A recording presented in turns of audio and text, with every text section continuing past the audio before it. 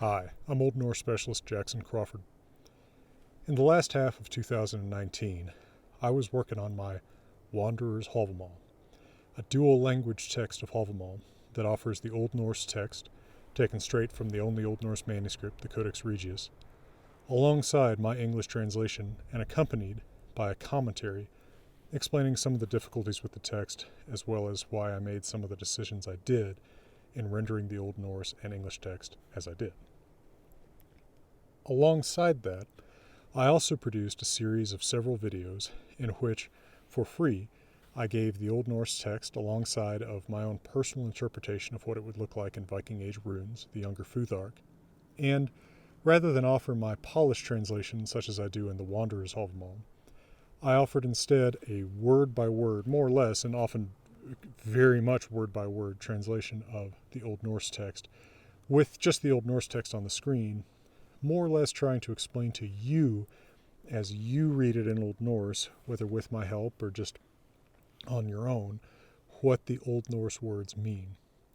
This is a different act than translating the text per se, because I am not trying to prejudice what you might translate it as. In other words, I'm telling you what the words mean. I'm letting you perhaps interpret it to mean, on some other level what you might want it to mean. Because I'm not the be-all, end-all of Hávamál, right? I'm not the owner of Hávamál. I'm not the last word on Hávamál. No one is. And if you want to see my interpretation, you can turn to my book, The Wanderer's Hávamál. What these videos are meant to do is offer you, again, as neutral a perspective as I can on the Old Norse text itself. Now, what I've done in this video in early 2021 is just take those old videos and stitch them together with this new intro. I am a technically simple man, so you're going to have to sit through some, repeated intros and such.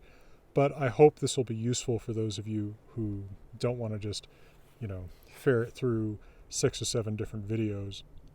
And also I hope that this will help bring some attention back to something that took a hell of a lot of work and never got that much attention when that book was coming out.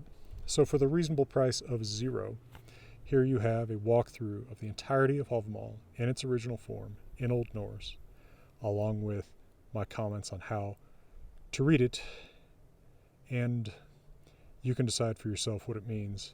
I hope that you find in it a text that means as much to you as it has meant to me for many, many years. For now, from beautiful Colorado, let me wish you all the very best. If you look at a page from the Codex Regius manuscript, let me show it to you here on the side of the screen and take away this beautiful view of the mountains and horses for a minute. Notice it's not written in runes, first of all, but also notice that there are a lot of abbreviations. There are a lot of ways that the text gets sort of crammed into the space that was available to the medieval scribe. So it takes a certain amount of expertise in order to read the Old Norse text from the manuscript, and that's what I've done. I've gone straight back to the original and presented to you what I read there. Now, every edition of the Old Norse text is going to look a little bit different. My Old Norse text you're going to see on the screen, of which I'm going to read in these videos, is particularly going to be different from what you would find online, because what you'll find online are typically public domain translations, and that's almost always going to mean very old translations and editions, so from the 1920s or earlier. In those times, it was still pretty fashionable to try to make the text look older than it actually is, primarily by substituting older word forms where the actual manuscript has younger word forms. For example, the filler word is actually a mixture of and ov in the text of Hávamál. Is often considered a little bit of a younger form, ov a little bit of an older form. So many early editors and some modern enthusiasts will replace all the with ovs. I don't do that. I let my text have where the text of the Codex Regius is and I let it have ov where the text of the Codex Regius has ov. Another example is the words for to be, the forms of the verb vera, such as is, and var, was. In Old Norse, there is an earlier stage of these words that is vesa, s, and vas, which of course s and vas may remind you of their English cognates is and was. Hávamál has traces of a time when these were still the forms, before about 1200, is when this change occurred. But not ever as the independent standing word. You don't ever see the word S, the word vas. What you see is the word S is abbreviated to just an apostrophe S. I write it with an apostrophe. It's not written with an apostrophe in the original, which barely has any punctuation. But that does not mean that everywhere that the word is present in the text of Hávamál, that it is an S. In fact, in the manuscript, the whole, which you've got is the form not S. So I don't replace those. All right, 1. Gáttir allar gangi fram, skoða skuli, skugnask skuli, því að óvíst að vita hvar óvinir sitja og fletti huru. At all doorways, Gáttir allar, before one may go forward. Now, let me explain something here that will be important for all of these stanzas just about. Old Norse, and particularly the proverbial poetic language of Hávamál, often has no stated subject. This is a little bit different from the way that a language like Spanish might have no stated subject, in that if there's no stated subject, it's not that you can infer it from the form of the verb typically, but typically the unstated subject is just a third person, general one, somebody. Now, what I typically do in those instances is translate into second person in English, because that's how we translate advice. So what I would do here is say, at all doorways before you may go forward. Now, gangi in Old Norse is third person, not second person, right? And it's subjunctive, that's why I say before one may go forward. The may is really unnecessary in a polished translation, but I just want to convey the degree of uncertainty or doubt that's implied by the subjunctive mood in English, in Old Norse in English. One atu skuli, notice again, no stated subject, so one atu, you atu, look around, skodask, one atu, look around, skignask means the same thing. It's actually derived from skeg, so it's to like beard your way forward, you know, look around with your face jutted up. Because thviat, uncertain is to know, it is uncertain to know where unfriends, óvinir, enemies, sit on the floor before you. Now here's another thing Old Norse typically leaves assumed. Fyrir means before you, or before one, the person that's being warned here. But Old Norse often doesn't have a object of the preposition stated if it's inferable from context, as it is here. Gefendr heilir, gestur erin komin, hvar skal sitja sjá, mjokk bróðr, so á brondum skal, síns freista frama. Hail givers, Gefendr heilir, a guest is come in, has come in. Where shall this one, sjá, sit, sitja? That one, so, who shall skal, on the firewood, or brondum, and then a verb like sit should be assumed here, so we'll sit on the firewood, I'll come back to that in a moment, is very eager, mjokk bróðr, to try freista his fame, since frama, perhaps try his luck. Now, what's going on here? A couple things. To sit on the firewood, this probably refers to a custom that is remembered in later Norway as when a guest comes to a household and the owner isn't home, he sits down on the firewood outside and waits for the owner to come home. So in English, in a cultural translation, I would say this is sit on the threshold, or who is standing on the threshold. Interesting note, the last line, since freista frama, to try his fame, is also found in Vafþrútnismál, also in the Poetic Edda, starting in stanza 11, although he says it a lot. Odin says it in his guise as Gagan Róður, þíns freista frama, to try your fame, when he's talking to Vafþrútnir, Riddle Weaver. And also note in that last line that is a filler word. Very often or ov is just a filler word that has no semantic meaning in these stanzas. Stanza 3. Elds þorf, þeims inn komin, ok ne kallin. Matar ok voða manni þorf, þeim hefir fjall farit. So in several of these stanzas, we're going to see repeated thorv, need, and then a genitive indicating the thing that is needed. So need of fire, thorv else being the genitive elder, fire. And then the dative indicates who needs it. So there is need of fire for that one, thame, who is come in. Now there is that S that stands for the earlier word S, that is a form of air that means is. So for, or in this case, it's all S or air is also the relative particle, that's what it is here. So for that one who, thame air, is come in, has come in, air kommen in, and is cold on the knees, kallen och knä. There is need, thorv, of food, matar, and clothes, voda, for a man, mani, that one who, thame air, so here we actually have thame air spelled out without that abbreviated S, has gone, walked, traveled, farit, around the mountain, fjall. 4.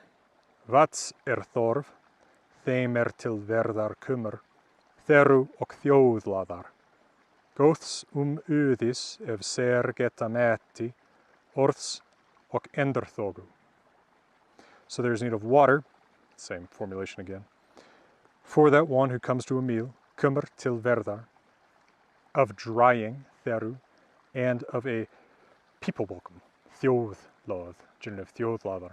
So the þjóð is probably just here to alliterate with theru, as is required. You have to have at least 2 stressed syllables that alliterate and a C line of ljóðaháttr. For more on this meter, see my video. I'm going to link in a card in the top right about the ljóðaháttr meter that's used in most of Hávamál. So probably, you know, lóð being an invitation, people welcome, we should just understand this is like generous welcome, generous invitation in. And then continuing things he needs, he also needs a good disposition, presumably from the host, if he can get it for himself, if mati geta ser, a word, orðs, and endurþogu, silence in return. So presumably some speech from the host and then silence from the host in return while the guest can have a chance to speak. 5. Vits þorv, þeim víða rattar, dælt heima hvatt, at auga bragði verður, svo ekki kann, og með snotrum sitter. There's need of wit or wisdom, vit, for that one who wanders widely, rattar vida.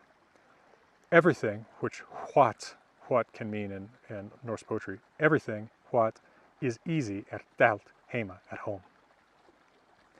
That one who knows nothing, så kan ekki. Well, let me start with line 4.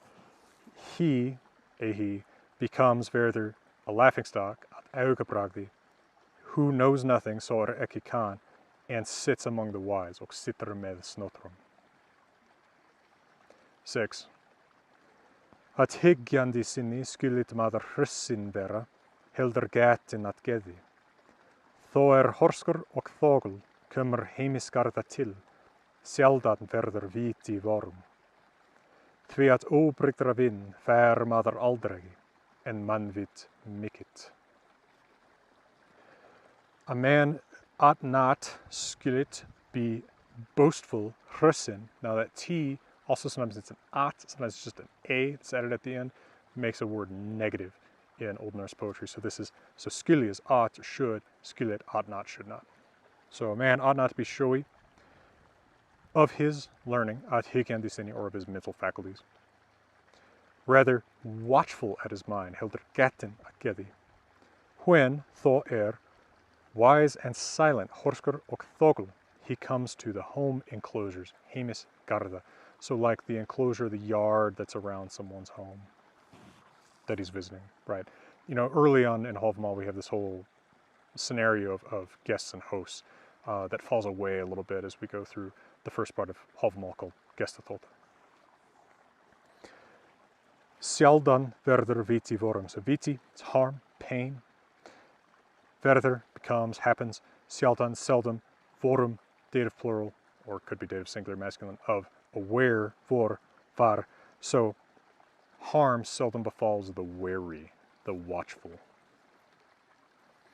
Because a man, fiat maður, seldom gets, never gets, aldrei fær, an unchanging so a less changeable, less fickle friend, vin, than great manwit and mikit manvit. Now here again, the man, that first element of the compound is really there just to alliterate with mikit. It doesn't have to be manvit, it's really wit, wisdom, right? Great wisdom, but we need the man there to alliterate. Now, manvit can be used in Norse poetry to mean just common sense, human wisdom, right? But an early translator into English, I believe Olive Bray, used mother wit in stanzas that have manvit. I think that was a phrase in Olive Bray's English for common sense. But because that's there, sometimes people assume that there's a mother that's referenced in Hávamál, when in fact, no mother is referenced anywhere in this text. 7. In vari gestur, til verðar kumur, þunu hljóði þegir, ørum hlýðir, en augum skoðar, svo nysisk fróðra hver fyrir. The wary guest who comes to a feast is silent þegir with thin hearing, þunu hljóði. Now this is an Old Norse idiom for is attentive. He's silent and listens attentively. He listens with ears, hlýðir ørum, and watches with eyes, skoðar augum. So each wise man, so hver is nominative singular, masculine. Fróðra is genitive plural, masculine. So each of wise men, in English of course we would say each wise man. So each wise man, we're going to see this formula a lot in Old Norse, and the Old Norse of Hávamál. You have hver, each, and then the genitive plural of what it is, each of, even though in English we would say, here we would say hver fróðr maður would be the equivalent in English, each wise man, but Old Norse, at least the Old Norse of Hávamál prefers to say each of wise men. So each wise man. So each wise man noses nysisk, so he finds his way forward, fyrir. He noses forward, so each wise man noses forward is the really literal translation, but so each wise man finds his way forward. 8. Hinn sæl serum getur, lof og líkenstafi. Ódella við það, maður eiga skal, annars brjóstum í.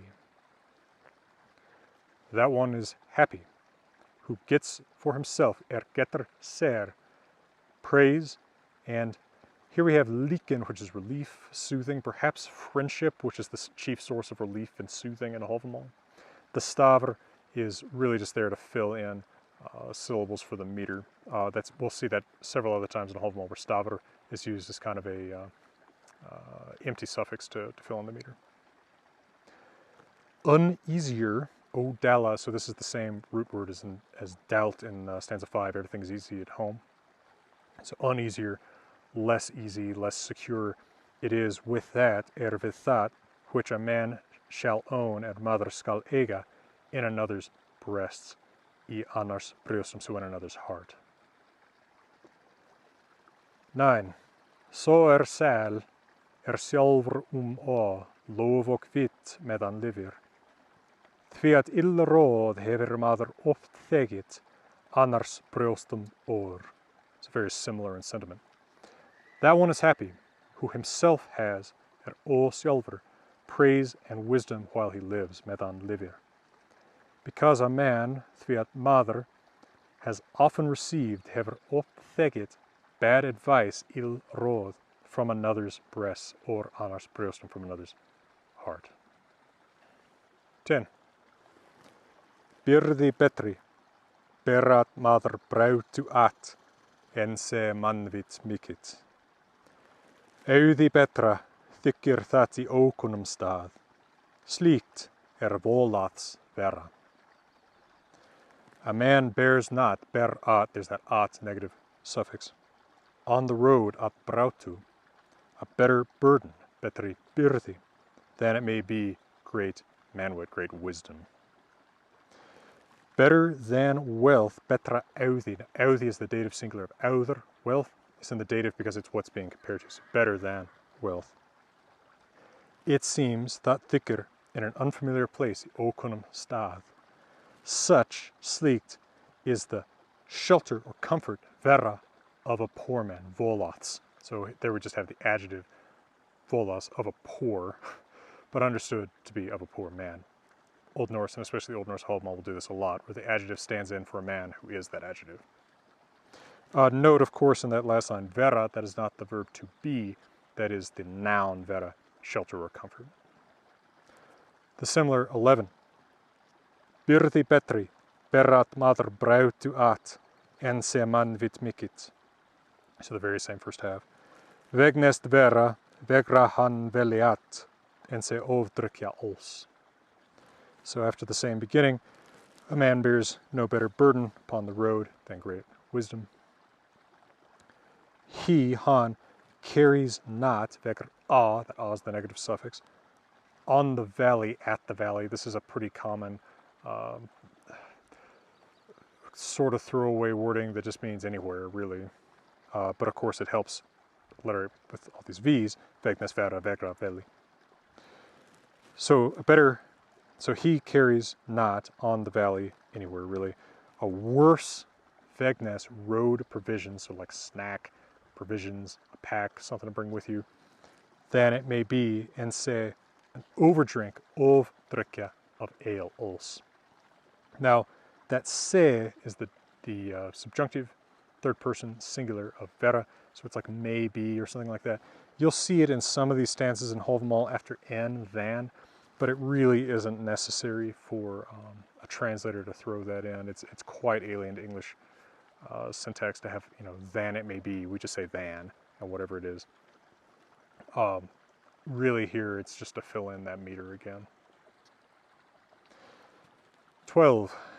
Era svo gott sem gott kveða, ol alda sonum. Því að færa veit fleira drekkur, síns til gets gumi. Is not so good, era so gott, the negative suffix again. As they say good, sem kveða gott, ale for sons of men, sonum. Alda, of course, just for men. Because he, subject unstated, but he, veit færra, knows fewer, who drinks more, drekkur fleira, to his mind. Oh, the subject is stated, I'm sorry. Gumi at the very last word is the subject, so a man, gumi, knows less, who drinks more, to his own mind. That idiom vita til, know to, seems to have connotations of like being in control of, so he's perhaps less in control of, less the master of his mind as he drinks more. Or you could simply take the til as being a metrical filler and say he knows less as he drinks more, which is kind of my preferred reading. 13. O minnis hegri heitir, sa yfir oldrum þrumir, hann stellar geti guma. Þess fugls fjóðrum ek fjótraður vark, í garði Gunnlaðar. It is called heitir, an unmemory's heron, o minnis hegri, that one who saw lurks thrumir, yfir oldrum, over ale drinkings, drinking occasions, drinking feasts. He steals a man's mind, or men's mind. Han stellar geti guma. I was fettered, ek vark fjótraður, I was chained, feathered. That K at the end of var is the ek, I, repeated as a suffix on the verb. See that fairly frequently in Hávamál too, sometimes 3 times. You sometimes get ek 3 times, I mean. I was fettered in the feathers, í fjóðrum, of that bird, þess fugls, in the enclosure of Gunnlaug, in the home of Gunnlaug. Gáttir is the fenced area around a home. I'm kind of pointing at this fence, but this is a corral, so it's not really the right kind of fence. But the fence that surrounds the home is the Gáttir, hence Os Gáttir, the realm where gods live, Mith Gáttir, the middle enclosure where humans live, etc. 14. Allar ek varð ofrólfi, atins fróða fjallars. Því allar badst að aftur of heimtir, where sitt geð gumi. I was drunk, ek varð allar, or I became drunk, if you want to take verð in its really raw meaning. I became over-aled. So allar is aled. Overolvi, the over-aled one, in fact, since this is a weak adjective. I became aled, drunk. I became the over-aled, the over-drunk, too drunk. At the wise fjallar's, in parentheses, house. Just like in English, I could say I was at Faith's, I was at Jim's, and that means I was at Faith's house, or Jim's house. Same thing in Old Norse. I was at the wise fjallar, so I was at the wise fjallar's house.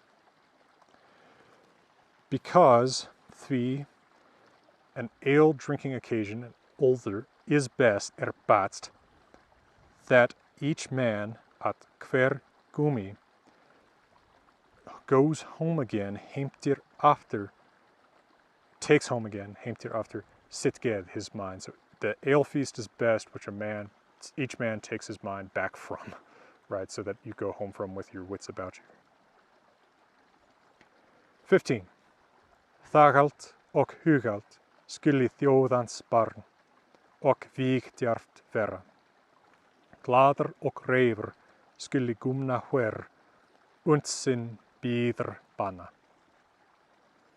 A prince's son, þjóðans barn, note that þjóðan prince is cognate with Old English Theodin, should vera, in line 3, be silent and thoughtful, þagalt og hugalt, and battle brave, vígdjarft.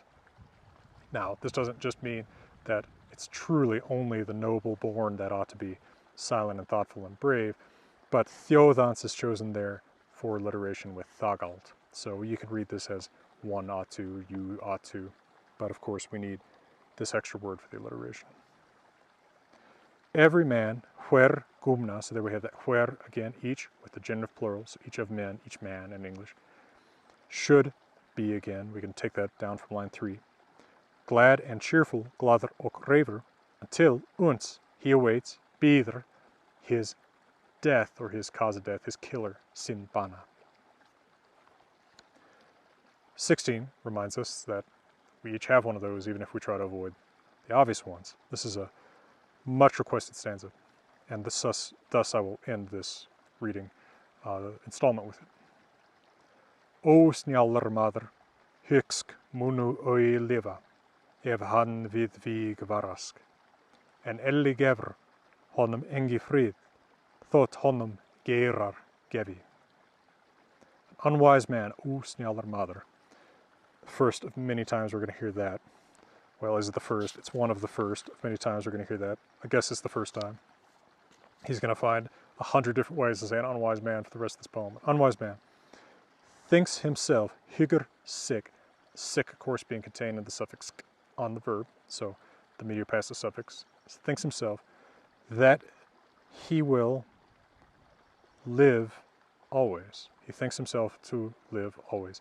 Hyks munu liva oi. If he avoids, if han varask við, battle, víg.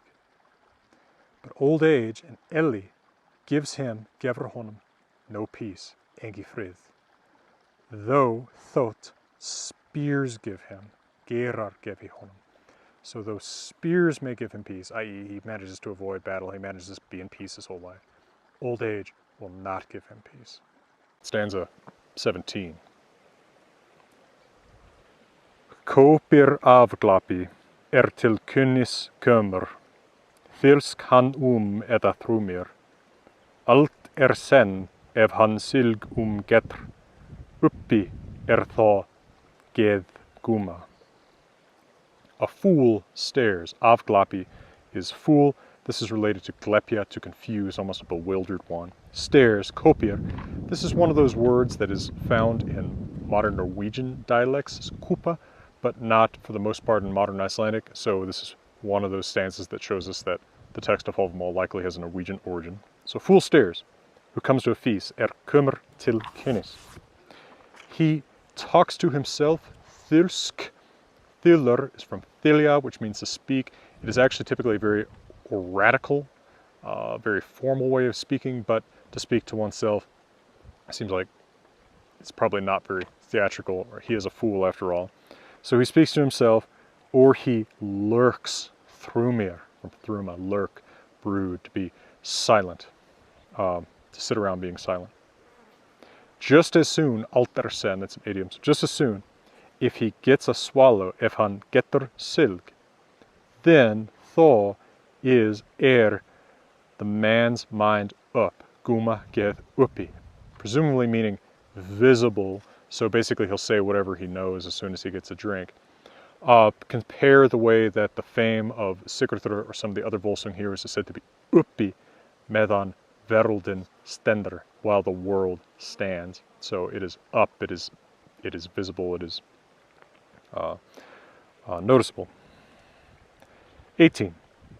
Sá ein veit víða rattar og hefur fjöld farit. Hverju geði stjórir gumna hver, sá vitandi vits.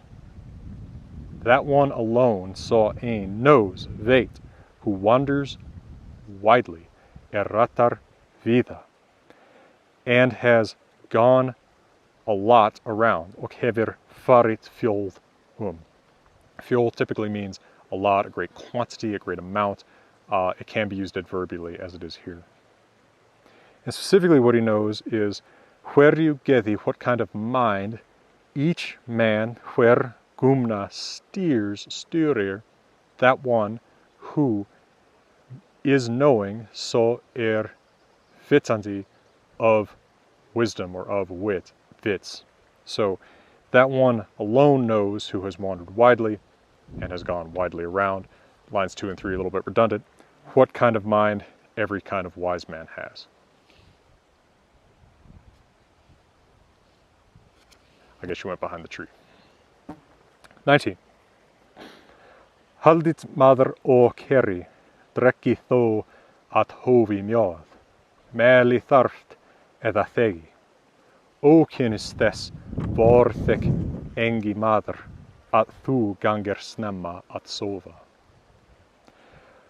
Let a man, maður, hold, haldi, not, that negative suffix t, onto the drinking vessel. So let a man not hold onto the drinking vessel. Let him though, drekki though, let him though drink, drekki being drink. These are subjunctives, so I'm translating them as let, because subjunctive verbs often put at the first element of the sentence have a jussive force like this. So let him drink though, mead, mjóð, moderately, at moderation, at a reasonable amount, at hófi. Let him speak, mali, the needed, þarft, or be silent, þegi. No man, engi maður, blames you, vorþek, and you blame someone for something in the genitives. They don't blame you for the discourtesy, þess ókynnis, that you go early to sleep, at þú gangir snemma at sofa. So you have the first half of this stanza expressed in third person subjunctives, let him, let the man, let one. But then it transitions in the second half into the second person, you. So I translate the whole thing in second person. As I mentioned in the first half, I'm inclined to translate most of these advice stanzas into second person, because that's just how we talk about these things in English. 20. Gróðugur hallar, nema gets viti, etter ser aldertrega. Oft fer hlugis með horskum kömur, manni heimskum magi. A greedy man, gróðugur hallar, eats life sorrow aldertrega for himself, ser, so presumably eats lifelong sorrow for himself. Unless nema, he may know viti, his mind gets. Now, to know with a generative object, also we saw this in stanza 12, seems to have a sense of be in control of. So unless he's in control of his mind, in control of his disposition, his mood, his personality, he will eat lifelong sorrow for himself. A stomach, last word in the last line, magi, often earns laughter, oft fer hlugis. Fall with the genitive object has a particular sense of either get a woman or earn, in this case obviously earn. So often a stomach earns laughter for a stupid man, heimskum mani, who comes among the wise, kumur með horskum. I should walk away again. 21. Hjarðir that vittu, nær þeir heim skulu, og ganga þó af grasi. En ósvíður maður kann evagi, since mál maga. Herds know it, hjarðir vittu that, i.e. herds of cattle, when they should, and then the verb go, fara is often left out in the poetry of Hávamál. So when they should go home, när þeir skulu heim, and walk then from the grass, or ganga for of grassi. But a stupid man, an ósvíðarmaður, never knows, avagi kan, the measure, mole of his maw, mouth, appetite, since maga. 22. Vessalmaður og illa skapi hlærat hvívetna. Hitki hann veit hann vita þyrfti að hann at vama vannar. A poor man, perhaps poor of intellect, poor of disposition, and bad with regard to shape, illa skapi. Often skap is used of mental shape, so he's just all around a mentally bad person. Laughs at everything, hlærat hvívetna. He does not know it, hann veit hitki, hit being it with a negative suffix there, ki, which he needed to know, hann þyrfti vita, that he is not, að hann at, free of faults, vannar vama. Now it's well known that Hávamál has some particular lines that are similar in tone or even in wording with some other Old Norse works of similar time. One in particular is Högsfinnsmál, which is an Old Norse translation of the distichs of Cato into the Ljóðaháttr meter, much like Hávamál is. And it seems to be very influenced by Hávamál because Högsfinnsmál, stanza 21, line 6 reads, At for vama var, that few are, it's really grammatically singular in Old Norse, but few are aware of faults. This is almost certainly at least influenced by the wording here in Hávamál. 23. Ósvíðarmaður, vakir allar nætur og hyggur at hvívetna. Þá móður at morgni kemur, allt vil sem var. An unwise man, ósvíðarmaður again, wakes, oh she's back, all nights, allar nætur, and thinks about everything, og hyggur at hvívetna.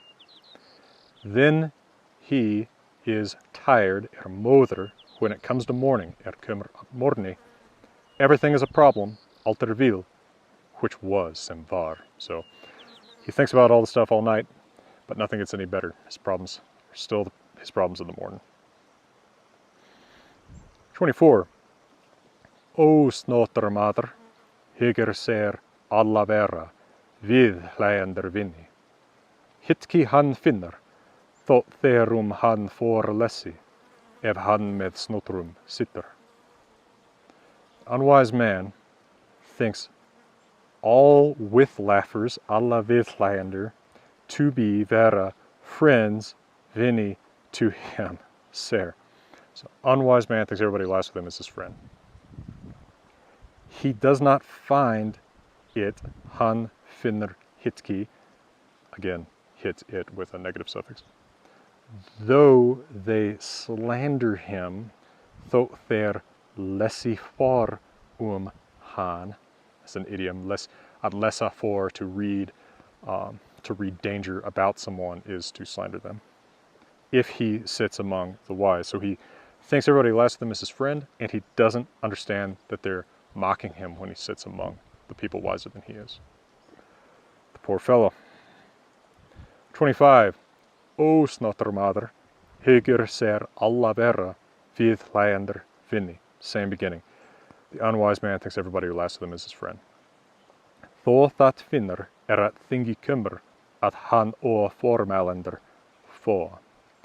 Then he finds it, þó finnur það, when he comes to the thing, right, the legal council, the gathering, that he has few speakers, formælender, so he has few speakers on his behalf, few people who will speak up for him. 26. Ósnotarmaður, þykist allt vita, ef hann sér í veru. Hitki hann veit, what hann skal við kveða, ef hans freista fyrar. An unwise man thinks he knows everything, þykist, So again, here we have, he thinks of himself, þykir sig, to know everything. So he thinks he knows everything. If he has for himself, upon all ser, in woe, I vo, a shelter, veru. So if he has a shelter in woe, if he's got himself a shelter and woe could also be corner, but probably here, if he finds himself shelter in woe, so if he finds himself a corner to hide in, is one way to think about this, although using veru as corner, he thinks he knows everything, right? So if he has a place to sort of retreat to, right? If he has a place that he can safely mock you from, internet trolls, right? He thinks he knows everything. He does not know it, han vet hitki, what he shall respond, what han skal kveða við, if men test him, if fyrar freista hans. So he feels like he knows everything if he's all alone, but he doesn't know what to say to other people if they actually press him. 27. O snottermaður með aldir kummer, það batst at hann þegi. Engi það veit at hann ekki kann, nema hann mæli til margt. Veita maður, hinn vetki veit, þótt hann mæli til margt. An unwise man who comes among men, looks like she walked away again. It is best that he be silent, that batst at hann þegi. No one knows it, engi veit that he knows nothing, at hann kann ekki, unless he speaks too much, nema hann mæli til margt. A man does not know, maður veit that one who knows nothing, hinn veit verki, though he speaks too much. So the man who knows nothing doesn't know that he talks too much, right? Or though he talks so much, he doesn't know anything. Right, how would you put that in a line word by word? Probably start with the ninth line in English. Though he speaks too much, so much, though han mæli til margt, that man who knows nothing, hinn maður veit verki, doesn't know, veit That might be how I'd rearrange that into English word order if I were going word by word. 28. Fróður so þykisk fregna kann og segja it sama. Oi vittu lögna megu yta sunnir því gengrum gumma. That one seems wise, so þykist fróður, who can ask kann fregna, and say the same, och segja it sama. So presumably someone who knows how to ask questions and answer them. Sons of men, sunnir yta, thus men, may not hide, cannot hide, megu loina oivitu, or they may hide oivitu, nothing, of that því which goes about a man, því gengur guma. So men cannot keep a secret of what is said about a man. Right, people spread rumors, people spread malicious sayings, or good things too. 29. Urna mælir so ava þegir, staðlausu stafi. Hraðmæl tunga nema haldender eigi, oft ser ógott geller. That one who is never silent, so ava þegir, speaks much, mælir urna, plenty, staðlausu stafi, placeless, meaningless, staðlausu, words, stafi. A rare use of stavr to mean word, but not unparalleled. A quick-spoken tongue, hraðmæl tunga, unless holders own it, so unless the owner controls it, often sings ungood, oft geller ógott for itself, ser. 30.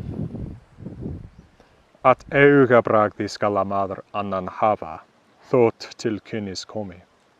Margar þó fróður þykisk, ef hann fregin at, og nói hann dúrfjallar trúma. A man shall not, maður skalla, have another, hafa annan, another man, at augabragði, as a laughingstock. Though he comes to a visit, þótt komi til kynnis. So presumably some sense here, like somebody visits maybe from a different culture, different different corner of the world, maybe not as familiar with how you do things around here, wherever here may be, one ought not to mock him. Many a man, marger, seems wise, þykist fróður, if he is not asked, if hann at fragen, and he gets to, og hann nói, lurk or brood thruma, dry skin, thur fjallar. What the exact sense of the last half is not clear, nor is it clear how it connects to the first half, which has a fairly clear message. 31. Fróður þykkisk saw flota tekker, gestur at gest hæðin. Veita gorla saw Byrði glissir, þótt hann með grómum glami. That one who takes to mock, who begins to mock, so tekker flota, seems wise, þykkisk fróður, a guest, sarcastic or mocking at a guest, gestur hæðin at guest. He does not know well, veita gorla, that one who grins at a feast, so glissir Byrði, or at feasts, though he mocks with men, þótt hann glami með grómum. The general sense of this stanza, which is wrongly transmitted, at least in one word, I'll get to that in a moment, is that the one who mocks another is, he may seem wise, but he doesn't necessarily know very much about the person that he's mocking, even though other men may laugh with him. Let me tell you why there's something wrong, at least one thing wrong with the stanza. In line 3, that's a C line of Ljóðaháttur. I've explained Ljóðaháttur meter in a video that I'll link in a card at the top right. And one sort of obscure rule of the C line is that you cannot end with a two-syllable word that is a metrically heavy syllable in the first syllable. So that means either it has a long vowel, which a is always, or is a short vowel followed by two consonants. So that is not the correct word, but it does make sense in context, so we've just got to work with what we've got. I also think that what the manuscript has in line 2, which is flota, F-L-O-T-T-A, which is flee, is probably incorrect. I accept Guðmundur Finnbogsson's emendation to flota with a long A, which would have sounded very similar to the 1200s Icelandic scribe, and would probably be a more obscure word, because flota, to mock, is preserved only in Norwegian dialects. We don't have it attested anywhere in Icelandic, but again, Hávamál seems to have a fairly clear Norwegian provenance. 32. Gumnar margir erusk gagenhollir, en at Byrði rekask. Aldaróg that mun vera, órir gestur with guest. So, a lot of talk about guests here. Of course, Hávamál fairly freely calls a human being gestur, guest, but also these early stanzas do have this sort of frame about guests and hosts that's pretty persistent. Many men, margir gumnar, are to one another, erusk, sk being the reciprocal suffix, mutually kind, gagenhollir, but fight each other, vrekask, at a feast. Now, the manuscript says rekask, and that's how I write it, but the fact that we need in that C line to have another alliteration with the other lift, Byrði, B, means that this was probably composed before about 1000 when VR changed to R in Old West Norse, so in Icelandic, Norwegian, Faroese. So before 1000 or so in Icelandic or Norwegian, you would expect this to be vrekask, even though the manuscript written in the 1200s says rekask. Now in Old East Norse and Old Swedish, Old Danish, you do still see that V. You still see it in Swedish, vrak, rek, Danish, vlal, rek, which are from the same root today. Or in English, rek, where that WR comes from the same source as the VR in archaic Old West Scandinavian or modern East Scandinavian. Anyway, suggests this stanza, and by extension, probably the bulk of the Ljóðaháttur stanzas that make up Gestaþóttir, the first part of Hávamál, do precede the year 1000 when Iceland converted to Christianity, at least in their original oral composition. Aldaróg, strife, rogue, of a man, among men, aldaróg, that will always be, that when vera, so there will always be strife among men. A guest fights against a guest, gestur, órir, with guest. Now interestingly, that verb for to fight, óra, is only preserved in some old Swedish laws, so we have some real archaic vocabulary here. Of course, that may also imply that stanzas like this have, rather than necessarily an archaic source, they could have an East Scandinavian, right, perhaps Old Swedish source. 33. Årliga värdar skulle mader oft få nema till kunnis komi. Sitter och snopir, läter som solgen sig och kan räkna att få. A man, mother, ought often to get skulle oft få early his meal, årliga värdar, so a man ought to eat early, unless he comes on a visit, nema komi till kunnis. He sits and he gets sluggish, sitter och snopir. Norwegian dialects have a verb snopa that means to sit around sluggishly. That's probably what this is.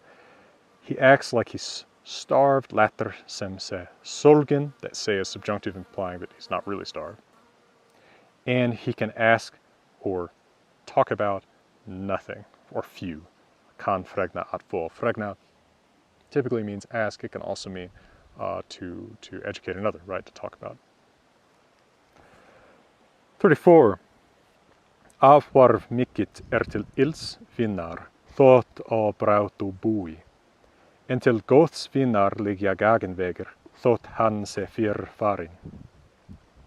A great off-turning, avvarv, big detour, inconvenient road, is to a bad friend till ils vinnar, though he lives on the road, thought bui och brautu. So though he may live on the same road as you, he may live very close, it's still a bad road to a bad friend. But to a good friend, en till goths vinnar, lie gainways, profit ways, gagenväger, though he be, thought han say, far away gone, fyr farin. By the way, in line 3, notice that you may think that this violates that rule I mentioned in the Oda that you can't have a two-syllable word that has the first syllable being metrically heavy because that has a long vowel, but a long vowel followed by a short vowel without any intervening consonants, that doesn't count, so bui is fine. 35. Gangaskall, skalla gestur vera, oi I einum stað. Ljúfur verður leiður, ef lengi sitter, annars fletjum á. Shall go, one shall go, you shall go. Shall not be a guest, skalla vera gestur, forever in one place, oi I einum stað. A loved becomes a hated, ljúfur verður leiður, so a loved man becomes a hated man, if he sits long, if sitter lengi, on another's floors, or annars fletjum. 36. Bú betra, þótt lítið sé, hallar heima hver. Þótt tvær geitar eigi og tá greftan sal, that þó betra en bön. A house, residence, bú, is better, betra, though it be little, þótt sé lítið. A man, every man, where hallar, is at home. So every man has a place called home, or ought to have a place called home, probably.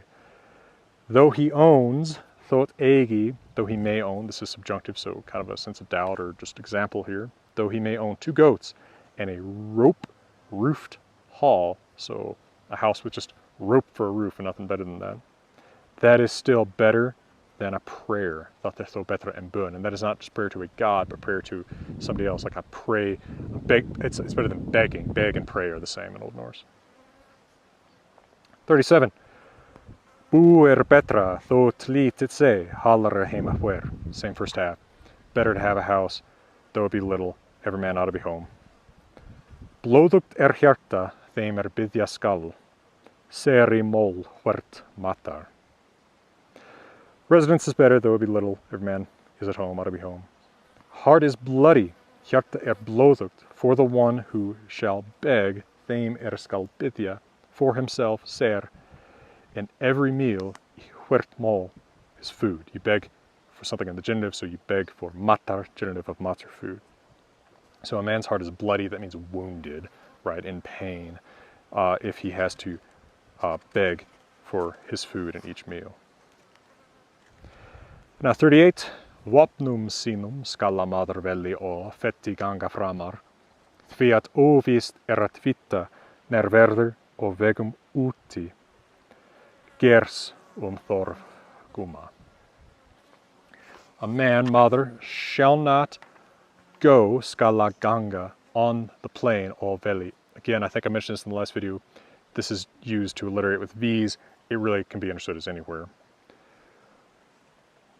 His weapons sinum vopnum feti framar, a foot further. So a man must not, shall not go a foot further from his weapons. Because it is uncertain to know, thviat ovist erat vita, when there may be outside on the roads, nerverter uti á vegum. Need for a spear, thorv gers, much like the thorv stanzas at the very beginning of Hávamál. We have thorv, and then the genitive of the thing that's needed, and then the dative of the person who needs it. Need of a spear for a man. So a man must not go even a foot from his weapons. It's uncertain to know when a man is going to need a spear. Fan ka ek mildan man, edda svo matar góðan, at ei veri þiggja þegit. Edda síns fjör svo gjoflan, at leið se laun ef þegi. I found not, I did not find. Now, here we have ek, I, but ek is also attached to the verb as a k, and then you have the negative suffix a. So fanka means I did not find. I did not find, and then you have an extra ek.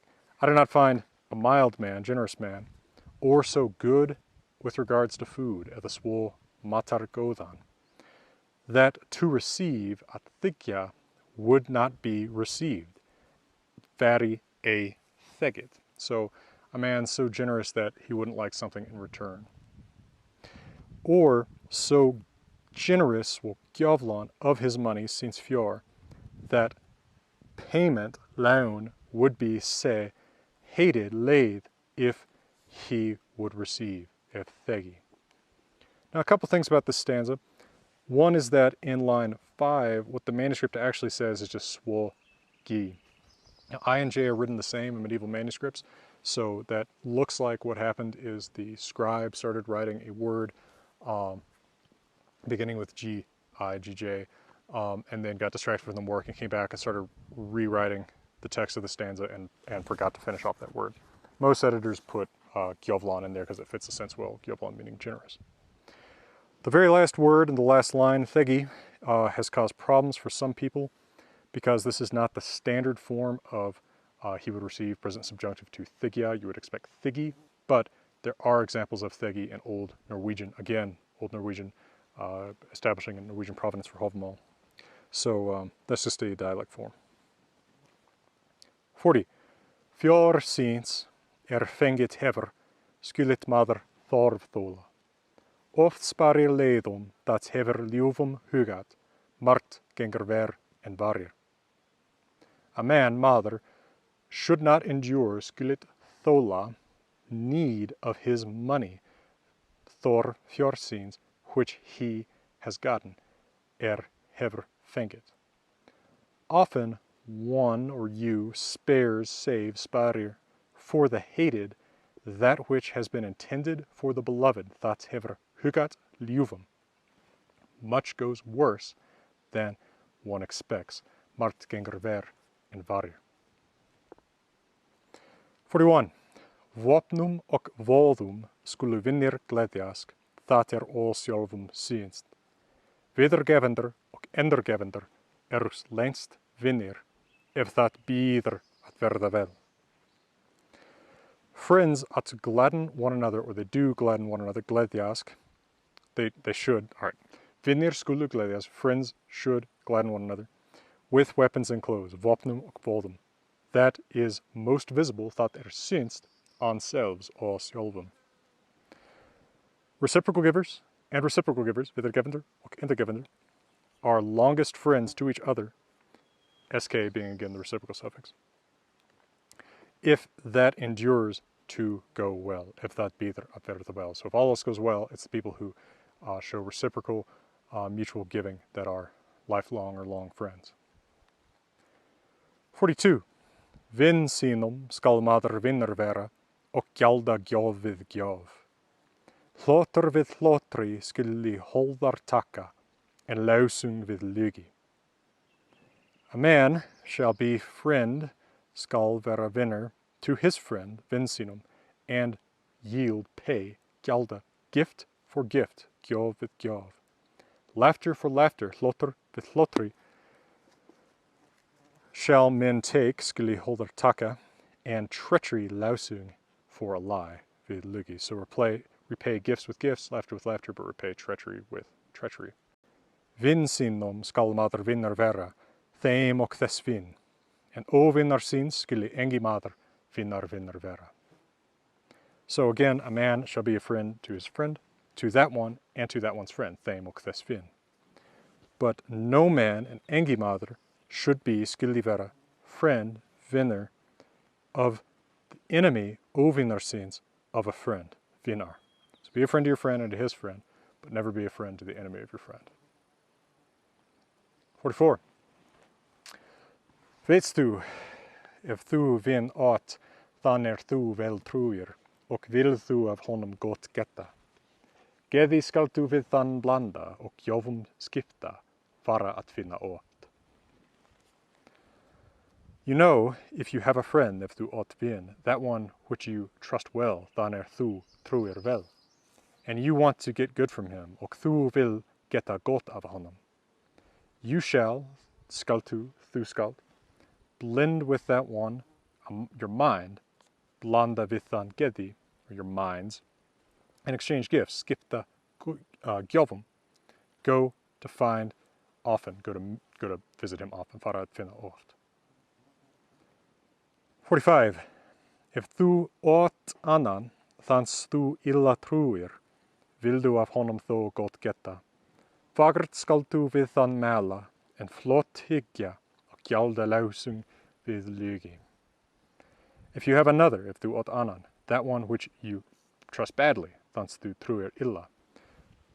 Though you will get good from him, though þú vildu geta gott af honum.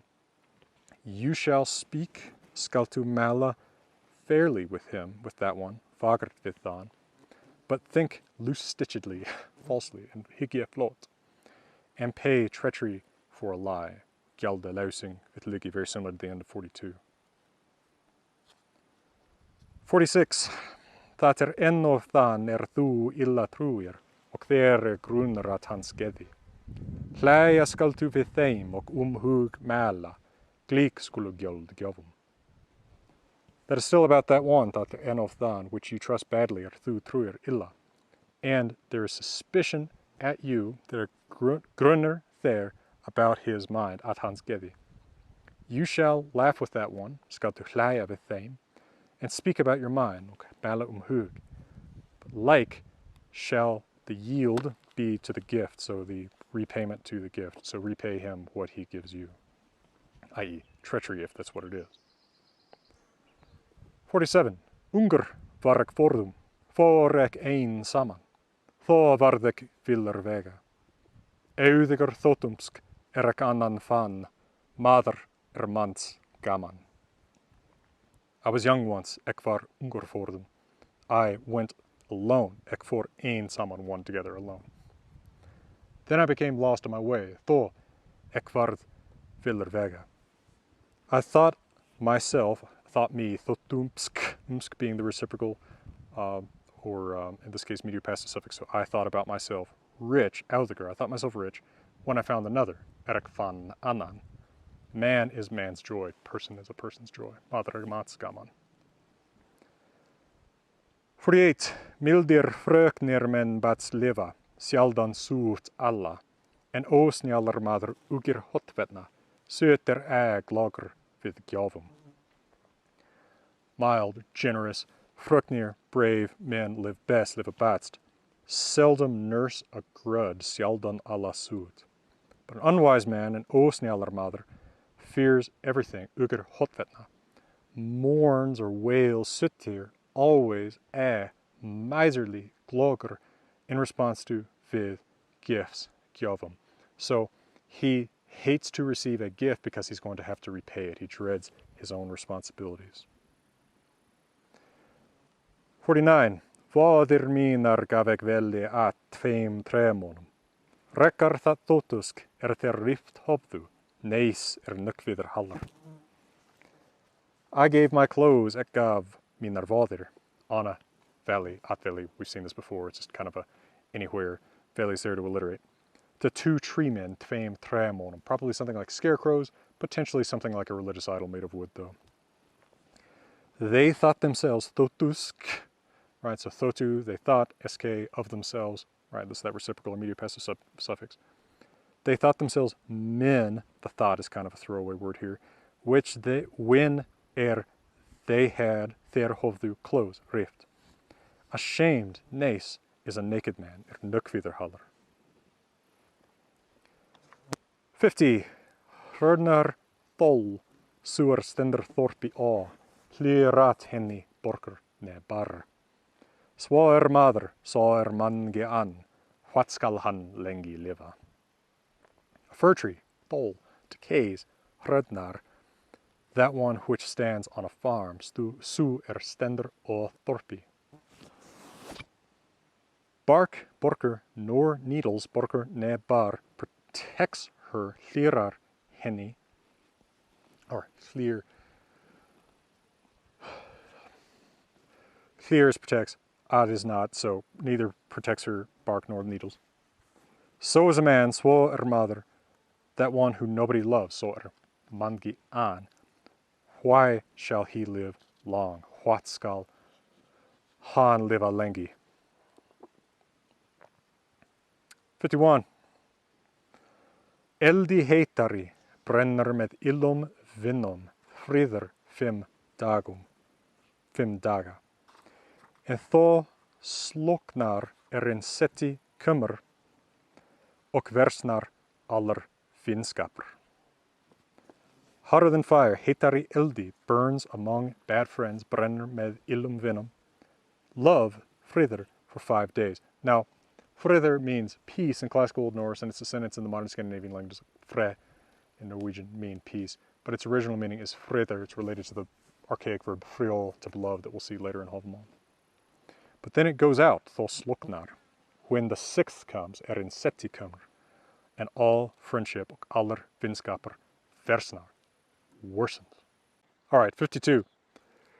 Mikit eitt skalla manni gefa, oft kaupir sér í litlu lof, með hálfum hleif og með hálfu kerri, fekk ek meir félaga. One, again, no stated subject here, shall not, skal give to a man, gevamani, great alone or large alone, mikit eight. So don't give just big things. Often one buys, oft kaupir, for oneself, ser, lov, favor, with a little, I litlu. With half a loaf, med hálfum hleif, half a loaf of bread, och med hálfu kerri, a tilted bowl, so presumably a bowl of soup offered.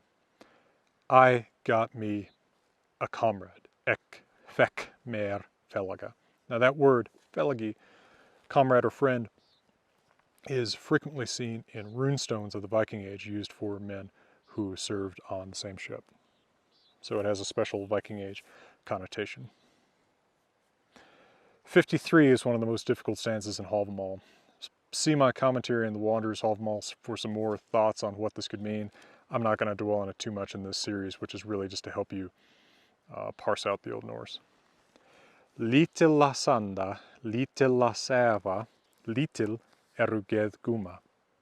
Því allir menn urðut javenspakir, holb old war.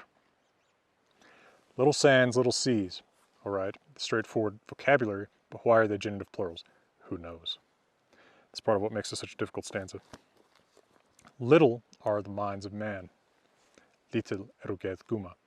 My personal reading of this takes this as a statement about how if a sea is little, body of water is little, the beaches or sands are little too, so that then adding men's minds are little might imply that our little minds have little beaches as in little effect, something like that. But it's a very strange interpretation of a very, probably imperfectly preserved stanza. Because all men did not become, the allar men urðut, evenly wise, javen spakir. That's clear enough, 4 and 5, but then line 6 is really difficult. Half is kind of people everywhere. So where can mean everywhere in the language of Hávamál and other archaic texts, my personal interpretation is this means half every kind, half kind of men is everywhere. So half being the wise, the unwise, because all men aren't equally wise, so the average is moderately wise. But this entire thing is pretty strained. And it's strained in everybody's interpretation, not just mine. 54, 55, and 56, somewhat famous. Every man, huermana, shall be, the verb be not being stated though, middle wise, medelsnoter, a little wise. Never let him be, abba se, too wise, tilsnoter. For those among men, thame firda, is fairest to live, feggerst at liva, who know velmart, so ervitu, velmart, and I accept the explanation that this is related to some traditional Swedish expressions like valvarm, just warm enough. So the men who live happiest are the ones who know just enough, right? They're not too wise. Medalsnoter skulle manna huer, abba tilsnoter se, same first half, let each man be middle wise, little wise, never too wise. Because a wise man's heart, fiat snoters mans hjarta, is seldom glad, verder sjaldan glad, if that one is all wise, if so at alsnoter, who owns at all. So if the man who owns that heart is truly wise, he is seldom glad. True enough. 56, same first half. Every man ought to be middle wise, a little wise, never too wise, let him be.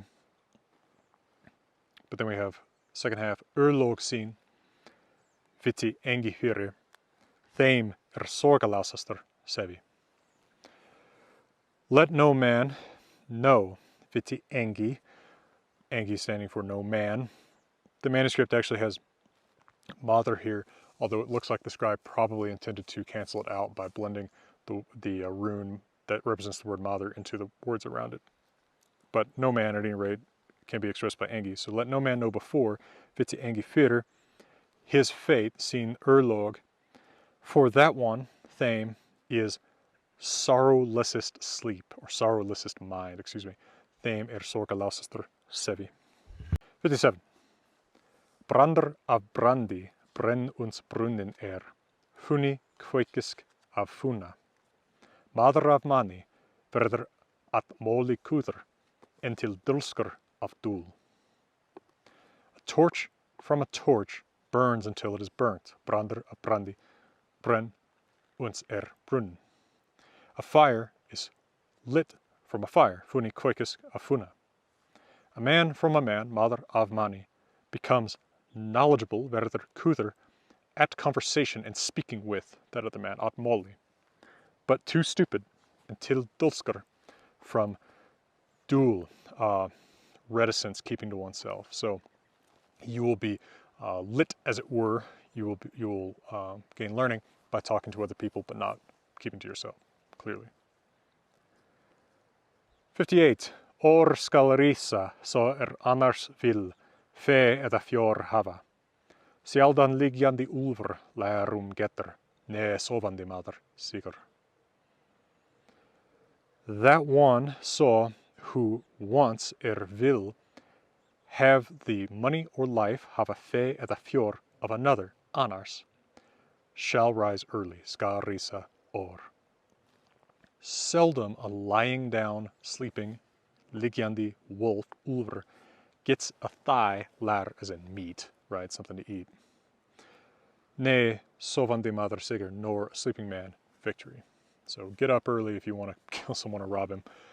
The sleeping wolf never got himself something to eat. 59.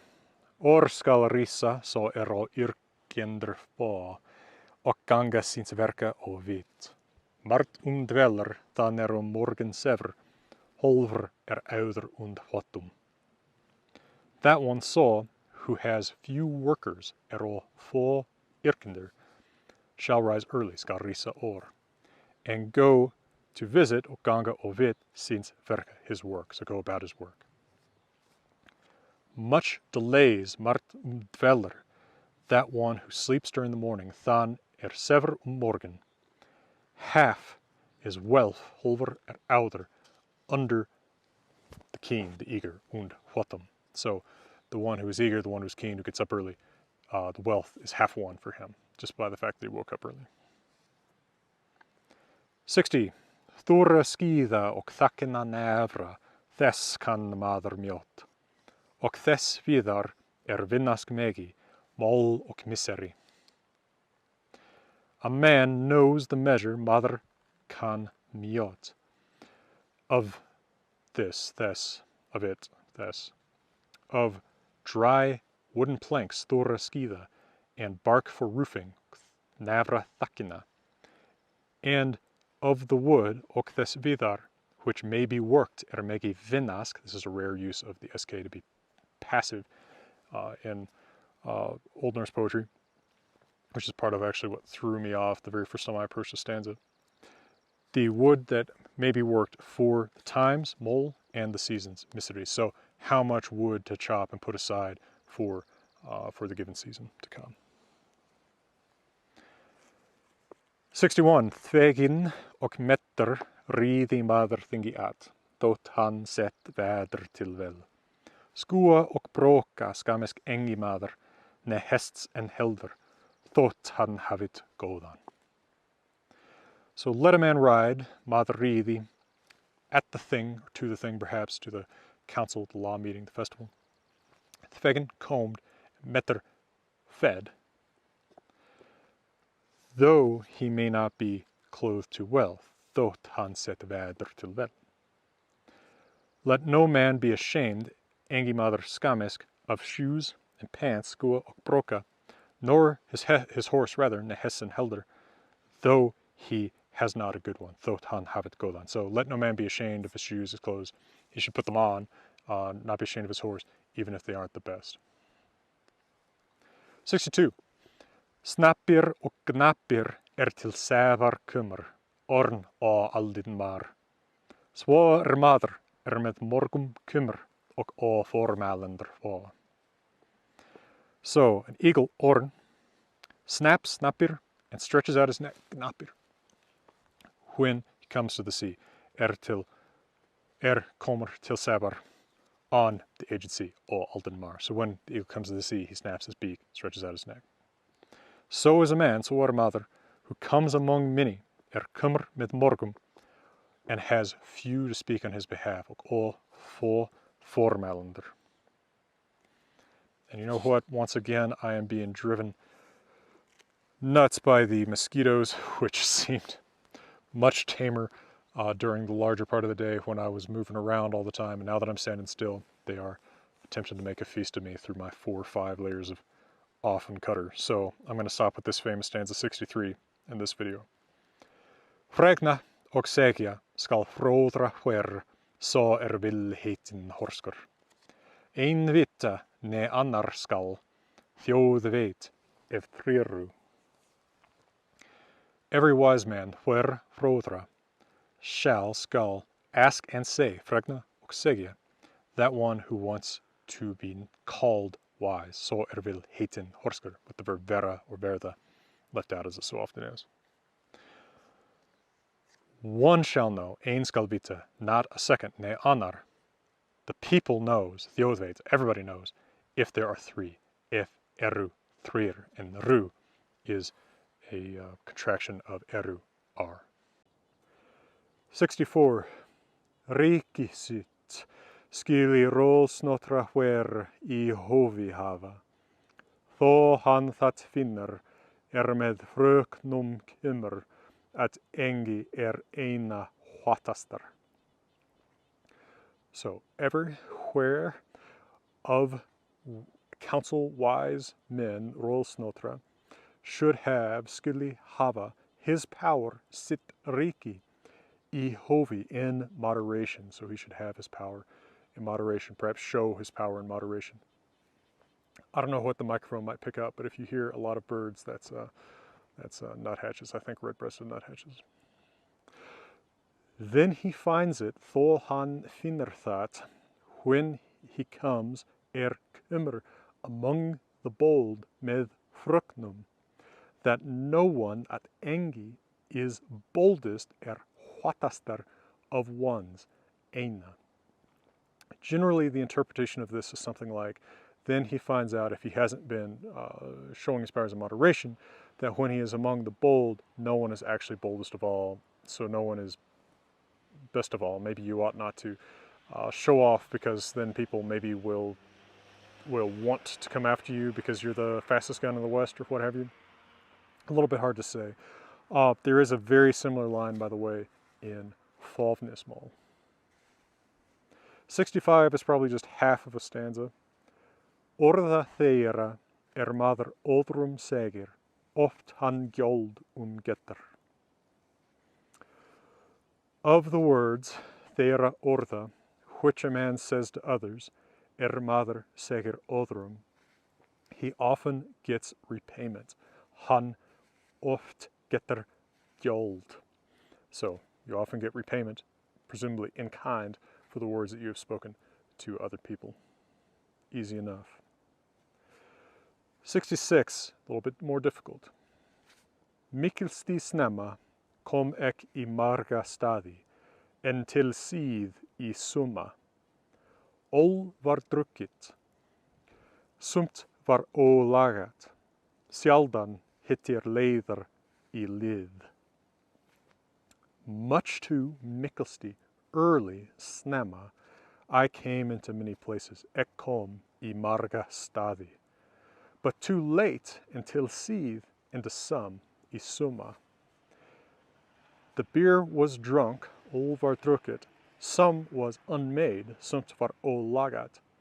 Seldom a hated one, sjaldan leiðir, gets to hittir íð, a joint, lið.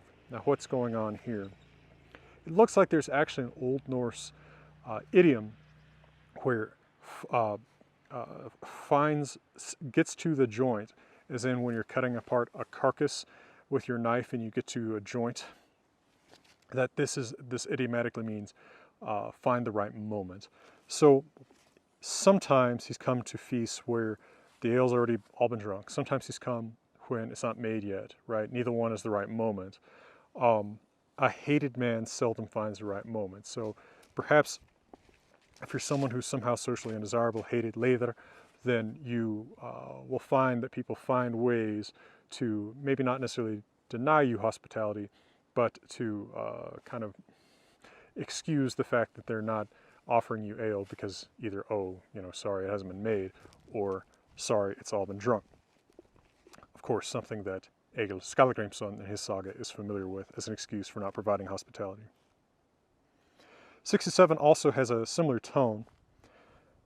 Her og hvar myndi mér heim of boðið, ef þyrftak at málungi mat, eða tvá lær hengi at eins tryggva vinnar þars ek hafða eitt ettit. So, here and where, Old Norse idiom, somewhat similar to English, here and there, her og hvar. One would have invited, myndi have is understood, boðið invited me home, mér heim. If I needed, ef þyrftak, the K is from ek, suffix to the verb here, not, that's the gi on malungi, which is malum, meals, gi, the negative suffix not. So if I did not need food, mat, at meals, at molum, which is inside molungi. Or if, and I'm putting if here because it's in the previous line and also because the verb is subjunctive, would hang, hengi, two hams, thighs, pieces of meat, två lær, at the home of the true friend, ins tryggva vinnar. Here the word home is not expressed, but as I've mentioned before, in English you can say a person's name in the genitive and have that understood to mean at their house. So I might say, I'm at Faith's, right? Or I'm at Joe and Candy's, implying at Faith's house or Joe and Candy's house. So at the true friends, meaning at the true friend's house. Where, thars, I had eaten one, ek hafða ettit ate. Now, Bo Almqvist has the classic explanation of this as sarcastic that I accept.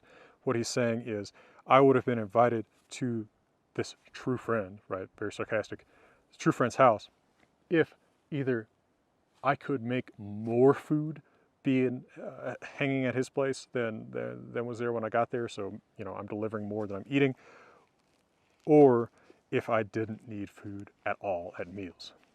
So again, sort of like 66, it seems like we have a little bit of a tongue-in-cheek description of reluctant or poor hospitality. 68 begins a few stanzas with a somewhat different tone. Elder betster med yta sonum och solar syn. Heilindi sitt ef maður hafa nóir on við lost at liva. Fire is best, elder betster, among men's sons med yta sonum. Of course, men's sons are just men. This is used as symmetrical filler. And the sight of the sun, och sin solar. One's health sitt heilindi, if a man gets to have it, if maður nóir hava, it, or the object, understood here, without sin or flaw of some other kind to live. So to live at liva without some kind of sin or flaw, on lost. 69. Erat maður alls vessel, þótt hann sé illa heil. Sumar af sonum sæl, sumar af frændom, sumar af fe örnu, sumar af verkum vel. A man, maður, is not erat in everything poor, alls vessel, though he be, þótt hann sé, badly healthy, so bad of health, illa heil. A certain man, so in English some is always plural. Here, summer, the cognate word is singular, but idiomatically in English, of course we would express this in the plural, so let me do it in the plural in translation, but understand it's grammatically singular here in Old Norse. Some are happy from sons, sal of sonum, some from kinsmen, some are of frændom, some from enough money, some are of urnu fe, some from works of verkum, well, so probably well done works, jobs well done. 70. Betra livðum, en se ólivðum, getur kvikker kú. Eld sá ek uppbrenna, auðgum manni fyrir, en úti var dáður fyrir durum. So it is better, betra, for the living, livðum. And then the way that I've rendered this is the typical interpretation of this line, starting with, I believe, right all the way back in Rasmus Rask. En se ólivðum, then it may be, en se, for the unliving. Oi getur kvikker kú, the living one, a living one, kvikker, always, oi gets a cow, getur kú, with cow standing in for any good thing, presumably, and cow chosen because it alliterates with kvikker, alive. Now that in se ólivðum, where I'm using the old emendation, is actually not what the manuscript says. The manuscript says ok sal livðum, and happily living. Now, this is difficult because there's nothing then to alliterate with ólivðum. O can precede an alliterating syllable, so that livðum can alliterate the livðum from the first line. Sal livðum, we don't have any alliteration because there's nothing to alliterate the S in sal livðum. Still makes sense. It's better for the living and for the happily living. But most people have referred this old emendation to en se ólivðum because it provides a better contrast, right? It's better for the living than for the unliving, rather than better for the living and the happily living. And we get alliteration. Jonas Kristjansson and Vésteinn Ólason in their recent edition have suggested that another emendation might be ok se illivðum, then it may be, and even it may be for the badly living, illivðum. Although I don't see how this fixes the alliteration problem, it still makes good sense too. Now the second half also has trouble. I saw burn up, ek saw brenna up, fire, eld, before a wealthy man, fyrir audgumani, or for a wealthy man.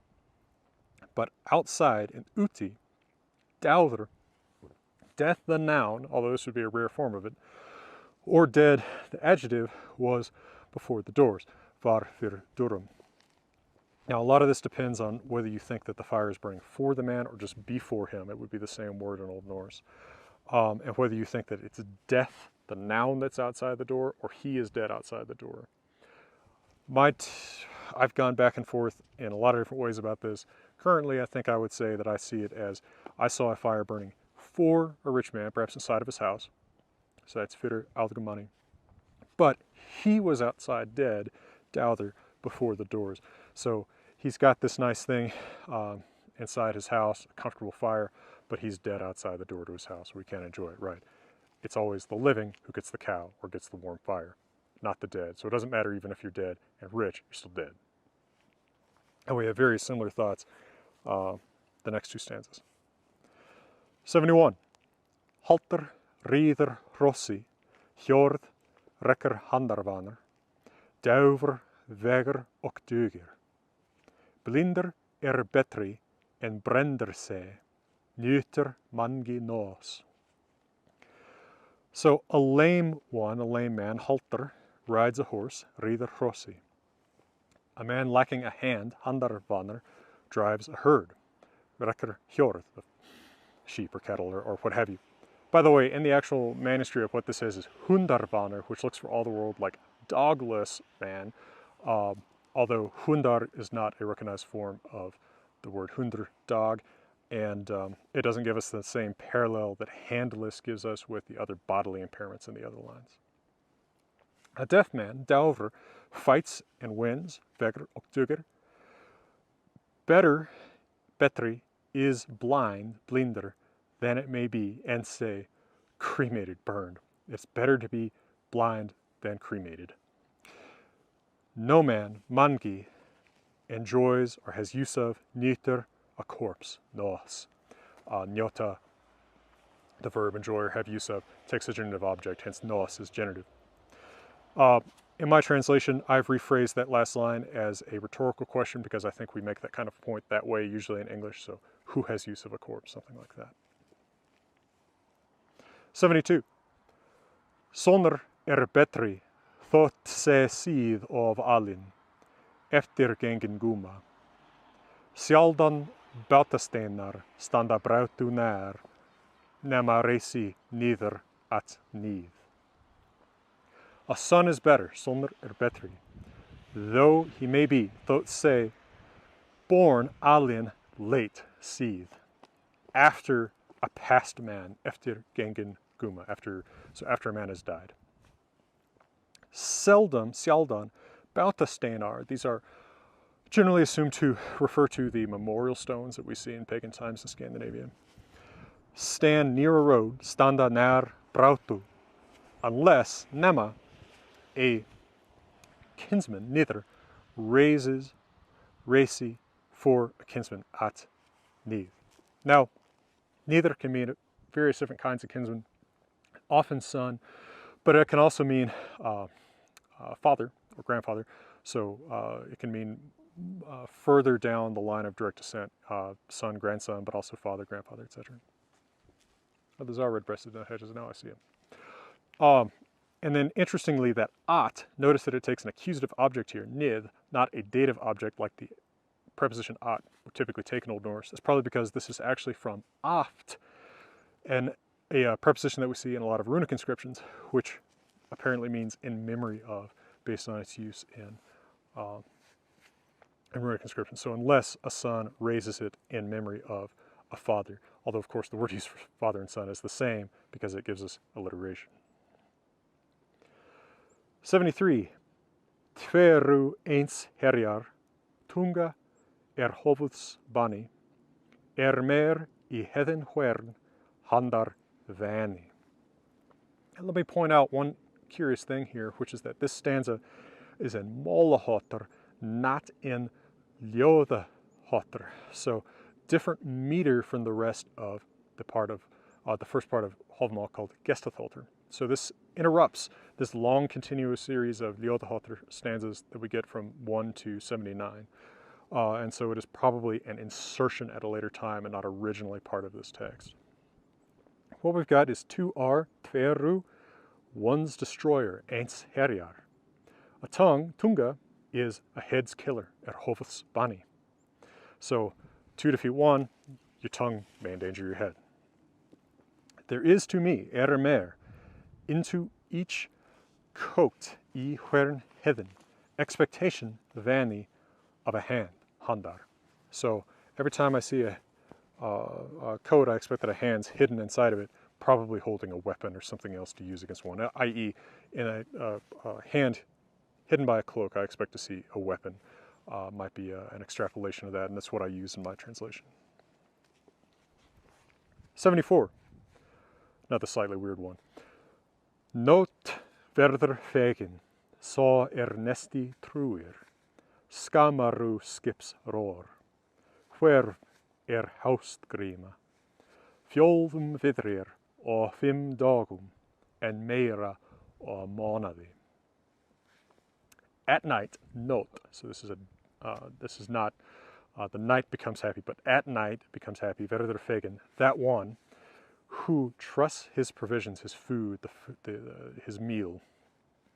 So that one, so becomes happy. Verður fegin, at night, note. Who trusts in his coming meal, probably through nesti. A ship's sail yards, roar, are short. Skips, roar, ru, eru, skamar. Probably implying this is a sailing trip close to shore. So the vision that I get here is someone sailing home who is happy thinking about the meal he's about to have. He's already prepared for that short rest of his trip. But an autumn night, haustgríma, is changeable. Hverf, hverf. The weather changes, viðrir, that verb pretty much just means that with no stated subject. Viðrir, weather changes, greatly, fjól, in 5 days, or 5 dagum, but more and meira in a month, or mánaði. So, what are we to see here? I see a vision of someone who is sailing home. It's a short way to come home, and he's happy thinking about the meal he's about to have. He trusts in his meal. Truir nesti. But the autumn night is changeable, so he's got to watch out. The weather's going to change. I mean, less than 24 hours ago, I was sweating in 80s degree Fahrenheit, and now it's snow out and it's like 14 degrees, so I understand. Autumn is a very changeable month. It'll be hot again in 2 days. And then we have a related last half. The weather changes a lot in 5 days, more in a month. So pretty much just don't trust that things that you can't control are going to go the way that you want them to go, especially things like weather. And we see actually that theme come up again in Odin's Demi, Odin's examples, the next section, where one of the things he compares, or several times when he's talking about things you ought not to trust, he compares them to weather-related phenomena, which of course we can't trust. Another thing to note here, in line 4, which is already weird because it's a second C line in a Ljóðháttr stanza that has nothing to do with magic, that would make it hypothetically a Galdrolog stanza. We have hverf with a B, not with an F at the end. This is probably a regional form, perhaps a unknown Norwegian dialectal form. There is a B in the root of this word in Germanic, so this could just be from a dialect area that maintained that B instead of turning it into a V sound spelled F, like in most dialects of Old West Norse. 75. Veita hin vatki veit, margar verður af öðrum api. Maður auðigar, annar óáðigar, skilit þann vitka vor. Now I have a bunch of chickadees in the tree next to me. That one does not know. Hin veit a being the negative suffix. Who knows nothing. Veit vatki. It is possible that we ought to read this a little bit backwards. That one who knows nothing. Hin vet vetki, does not know, vet a, perhaps does not know it. The one who knows nothing doesn't realize that he doesn't know anything. Many a one, margar here of course is nominative singular. In English we only really use this in the plural, so I'll turn this into plural, but again understand it as singular grammatically in Old Norse. Many become fools, api, fool, from others is how I'm rendering this, av otrum. A man is wealthy, maður auðugur, another unwealthy, annar óauðugur. One should not, skilit, blame vitka, that one, that other one, presumably than, for the woe. For, you blame someone for something in the genitive. This is the genitive of wo, woe, trouble, problem. Now let's go back to line 3 for a moment. The part that I render as a man, as many become fools from others, probably by listening to others, older. In the manuscript, what we actually see there is laudrum, which the AU ligature often represents the vowel o, so it could be laudrum or lodrum. Different people take this different ways. David A.H. Evans, among many others, amends this to av aurum, so from money, many become fools from money, certainly makes sense, and also parallels a line in stanza 34 of the Christian Eddic poem Solar Ljóð, which is Margan hefir auður apat, wealth has made a fool of apat, many. But who knows, the word laudrum or lodrum is unknown, so surely it must be amended to either aldrum or aurum or perhaps something else that has not been guessed yet. The famous 76 and 77. 76. Døyr fe, døya frender, døyr sjálfur it sama. En orðstýr døyr aldregi, hveim ser góðan getur. A cow dies, fe døyr. Kinsmen, frender, die, døya. Oneself, sjálfur, dies, døyr, the same, it sama. But fame, orðstýr, dies never, døyr aldregi, for that one, hveim, who gets getur, a good one, góðan. So cows die, kinsmen die, you yourself die the same way, but fame will never die for the one who gets a good reputation. A good reputation will never die for the person who gets it. 77. Now in my new edition with the Old Norse text and my English translation and commentary called The Wanderer's Hávamál, I have the first half of this in square brackets because it is not written out in full in the manuscript, but we have abbreviations that indicate to repeat the first half of 76. So I'm just trying to be as candid about what the manuscript shows as I can be. But we repeat the same second half. The manuscript clearly shows us. Døyr fe, døya frender, døyr sjálfur it sama. Ek veit ein at aldrei døyr, dómur dáðan hvern. Now remember, the pronunciation I'm using is medieval, not modern Icelandic, and that the runes are younger Futhark, Viking age, not elder Futhark. So again, cow dies, kinsmen die, oneself dies the same. I know one, ek veit ein, one thing that never dies, at aldrei døyr, the judgment, dómur, about each dead man, hvern dáðan. So, again, cows die, kinsmen die, you yourself die the same way. I know one thing that never dies, the judgment of each dead man, presumably the judgment by the living. As Hávamál speaks never of the afterlife or the gods in Gestatóttir. So 78. Fúlar grindr, sá ek fyr fitjungssonum, nú berra þeir vonarvól. Svo auður sem augabrag, hann valtastur finna. So grind is a livestock pen, so fúlar grindr, full livestock pens, i.e. large herds of cattle. I saw, ek saw, for the sons, fyr sonum, of fitjungs.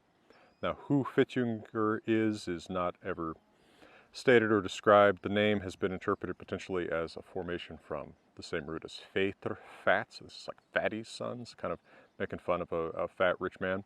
But it could also be related to the name of a particular farm in western Norway. This was proposed, I think, by Magnus Olsen. Whatever the case, it's not particularly important who this guy is, except that he's a rich guy. His sons had big herds of cattle.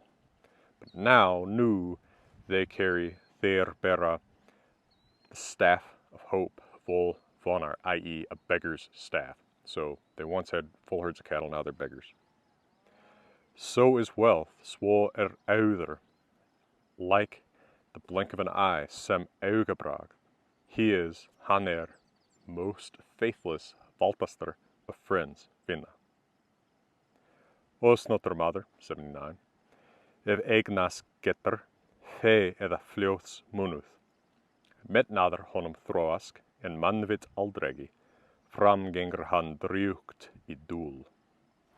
An unwise man, once again, o snottarmaður, if he gets to have, if getur eignast, money, fe, or a woman's love, eða fljóts munuð. Pride grows in him, metnaður þróask honum, but never wisdom, and aldregi manvit. That's that compound man-wit, meaning common sense or wisdom that we saw early in this part of Hávamál as well. Of course, the man part there is just to have it alliterate with metnaður here. He goes forward, hann gengur fram, wealthily drjúgt í dúl, in stupidity or arrogance or self-deceit. So this man, he's stupid. Even if he happens to get money or woman's love, he's going to stay stupid. And his arrogance may grow, but he won't get any wiser. 80. Which is actually, if it's any meter, it's hard to say. It's a little bit difficult to scan, period. That þó roint, þú at runum spyr innum regen kunum. Þeim gurðu ginregen, og fóði fimbulþúlur. Þó hefur hann batst, ef hann þegir. It is then proven that þó roint, what you ask at runes, þú spyr at runum. The God-descended, or God-family, innum regen kunum. Those which the mighty gods made, þeim ginregen gurðu, and the mighty orator, fimbulþúlur, painted. Then he has it best, þó hann hefur batst, if he is silent, if hann þegir. Now, thúlur is a fairly archaic word, even in Old Norse texts. It seems to have been an old Germanic office of somehow related to speech and formal speech making. In Hávamál, it does appear a few times. I'll mention the other times it comes up. The fimbulþúlur, the mighty order, is doubtless Odin. And by the way, the expression God-descended runes here in the dative plural regenkunum runum is attested in runic inscriptions from the late Elder Futhark and early Younger Futhark periods. Which is pretty cool that it shows up also in this poem that doesn't get written down until the 1200s. 81. At kveldi skal dag loiva, konu brend maki roinder møy Gefendr, is yfirkomur, all drukket This is the Norse equivalent of don't count your chickens till they hatch.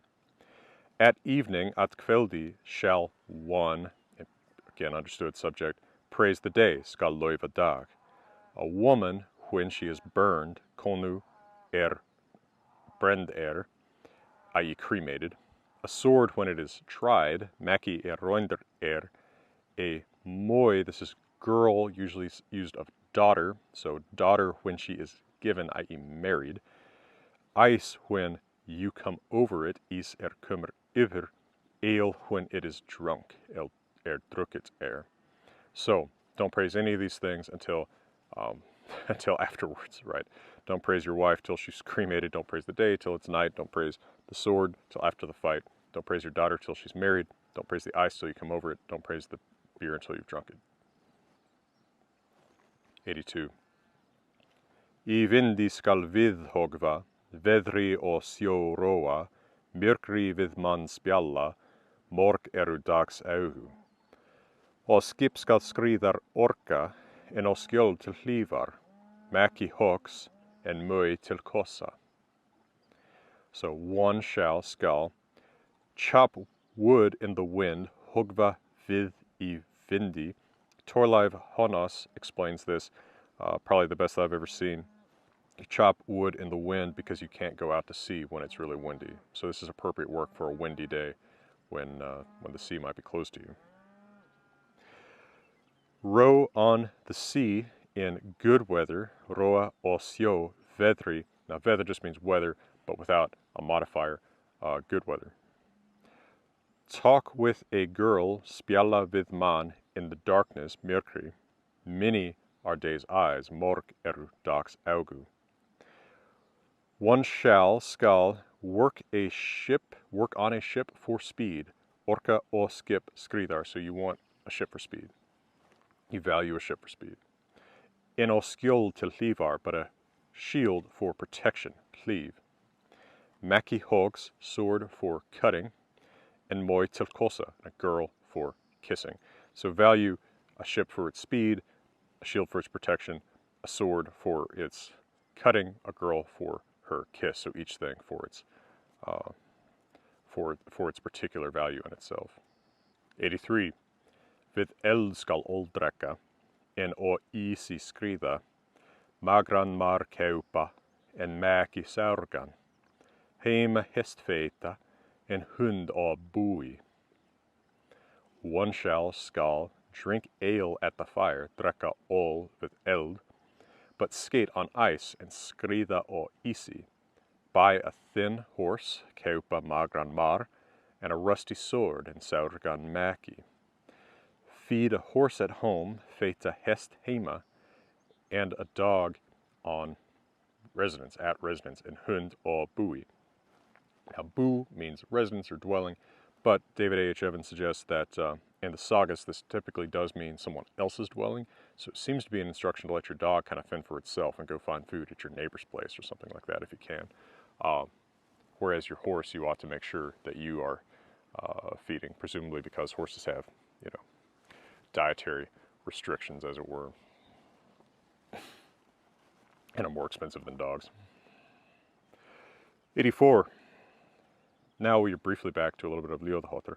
Mojar orðum skuli mangi trúa, ne því kveðr kona. Þviat og hverfanda hvelli voru þeim hjörtu skoppuð, brygð I brjóst lagit.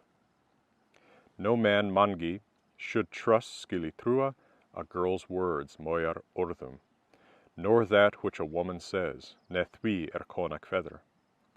Because on a wobbly wheel, thviat o hverfanda hvelli, their hearts were shaped, hjörtu þeim voru skoppuð.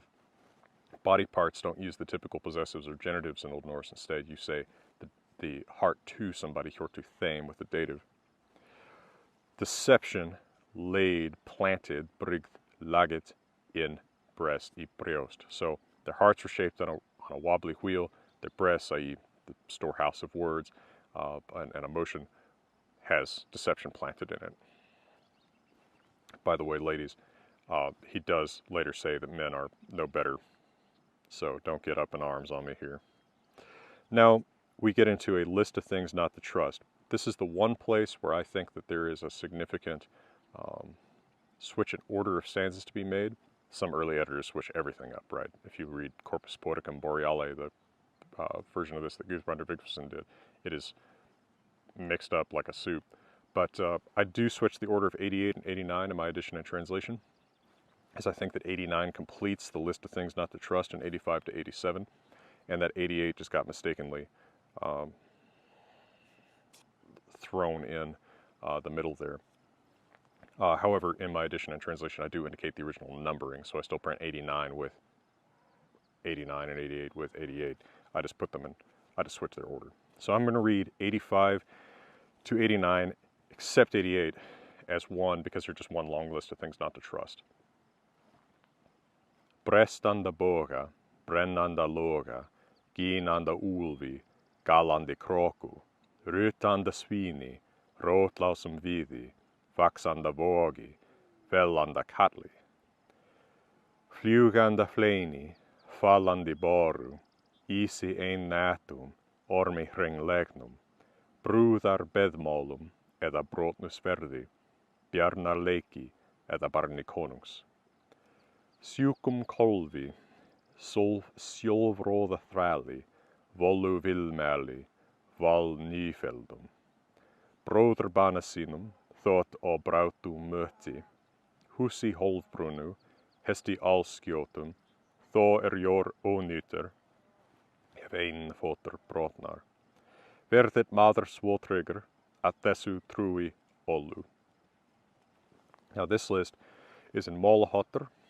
Notice how the meter changes quite a bit in this section. It really does have the feeling of a compilation of stanzas that didn't originally all go together. But these four, no doubt, go together in one traditional list of things not to trust. So breaking bow, a burning fire, a howling wolf, a cawing crow, a rooting pig, swine, rootless tree, swelling wave, boiling kettle, flying spear, crashing wave, one-night-old ice, coiled snake, the words of a bride in bed, brúðar beðmálum, or a broken sword, the play of a bear, or the son of a king, a sick calf, or a self-willed slave, sjálfróða þræli, the willed speech, so the desired speech, the good news probably of a vulva, a prophetess, the genitive possessive form is volu, like in voluspa. New felled men on the battlefield. So this is, Val is a man who's been killed in the battlefield, Ní feldum, newly felled, newly killed. One's brother killer, sínum bróðurbana, though one meet him on the road, though one might meet him on the road, so even though you might encounter him casually, so don't trust him. A half-burned house, a very fast horse, because a horse is unusual, þó jór ónýtur, if ein fótur brotnar, if one foot breaks. They did know something about horses. A man, let no man be, verðit maður, with that negative suffix t on verði, so trusting, svo tryggur, that he trust all this, a trúi Ollu þessu. Now 88, which is inserted between 87 and 89, which form, again, a continuous list, is then in a different meter, that is in Ljóðahottur. Akri orsonum trúi engi maður, neð til snemma sinni, veðræður akri, en vitt sinni, hatt þeirra hort. Let no man trust engi maður trúi, an early sown field, orsonum akri, nor his son to early, neð sinni til snemma. Weather rules the field, veðræður akri, and wit, presumably his own wit, right, his own whim, the son, and vitt sinni. Each of the two, hort þeirra, is dangerous, hat. Stanza 90 we read, Svo friður kvenna, þeirra flott hyggja, sem ekki jó óbrydum, og ísi holum. Tetum, tve vetrum, og set hamar illa, eða í óðum beiti stjórnlásu, eða skuli haltur henda, hrein í þófjalli. So is the love of those women, svo friður þeirra kvenna, who think loose-stitchedly, who think falsely, hyggja flott, as if, or like, one might drive sem ekki, an unshod horse óbrydum jó, on slippery ice, or holum isi. Cheerful, tetum, 2 winters old, tve vetrum, and it may be badly tamed, oxe illa tamer. So you're driving this poorly tamed 2-year-old colt on slippery ice, or to drive. We're still using aki from line 3. In a wild wind, I óðum byr, a rudderless boat, stjórnlásu beiti. And by the way, that word bait for boat there, which is neuter, differs from the typical word you'll see in Old Norse, båtar, bait is actually what we expect in Old Norse. This is the native word. The masculine word, boter, is a borrowing from Old Frisian. But bait follows the typical rule of correspondence between Old Norse and English, where English has O, Old Norse has A, stain, stone, hame, home, etc. Or if a lame man, a man with a broken leg or lacking a leg, halter, should try to catch, skulle hända, a reindeer, rain, and a thawing mountain, I Thorfjalli. So obviously a difficult thing to do, especially if you're on foot and you're lame. 91. Bert ek nu mæli, því at ek bæði veit, brygðar kalla hugar konum. Þó ver fegurst mælum, ver flóst yggjum, það tælir horska hugi. I speak plainly now, ek mæli bert nu, because I know both, viet ek veit bæði. When we speak fairest, þó ver mælum fegurst, when we think most loose-stitchedly, most deceitfully, ver hyggjum flóst, that seduces wise minds, that tælir horska hugi. So when men speak fairest, we mean falsest, right? We think most falsely, and seduce perhaps even wise women. So 92. Fagert skal mæla och fe bjóða, så vill fljóts ost få. Liki loiva ins ljósa mans, så fär frjór. One shall, no stated subject, skal, speak fairly, mæla fagert, and offer money, och bjóða fe, that one who wants, så vill, to get a woman's love, for fljóts ost. Now we have to carry down the skal from above, so one shall praise loiva, the body, liki, of the beautiful woman, ins ljósamans, that one gets, so far, who is enamored, frjór. So frjór is to love, and especially it's a somewhat more passive verb for love, although it's archaic. So that's why I say is enamored is a good translation of this. This same verb is from the root for friðr, peace in later Old Norse and in modern Scandinavian, but originally love, which we have seen in a previous stanza of Hávamál. It is also in the word friend. Of course, that comes from a participle meaning something like loving, one that is loving, versus a fiend, who is one that is hating. Of course, friend, the cognate in Old Norse is frandi, meaning not a chosen friend, but a kinsman, a family member. Like in 76 and 77, kinsmen die, frandr døya. Also note in line 5, man, with one N, is a neuter noun that means girl or young woman, not man, right, which is madr, accusative singular, man with 2 N's. 93. Ostar firna skulle enge maður annan aldrei. Oft få og horskan og heimskan nefo, lost fagrir litir. No man, engi maður, ought to, skulle, blame, firna, another, annan, for, and you blame someone for, with firna, something in the genitive, so blame for, love, never. So, one man ought to blame another man, never for love. He ought to never criticize or backbite another man about love. Often, oft, lust, beautiful looks, lust fagrir litir. So, beautiful women, or the love for beautiful women, intoxicate for a wise man, horskan, again with the adjective standing for a man who has that characteristic, which do not intoxicate nefo, a stupid man, heimskan. So often a beautiful woman might intoxicate a wise man who doesn't intoxicate a fool, or lust or love might be more powerful on a wise man than on a fool. 94. Vitar firna maður annan skall, þess margan gengur guma.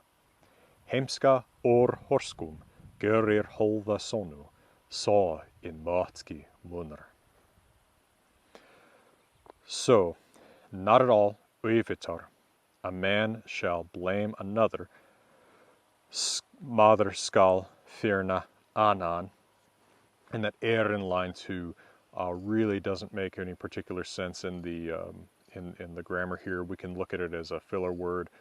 Perhaps an ov or an would have been better here. So he should not blame another man at all for something. Thes, for that. Again, you blame someone for something with firna in the genitive. So for that, which befalls many a man, gengur margan guma, gengur margan guma.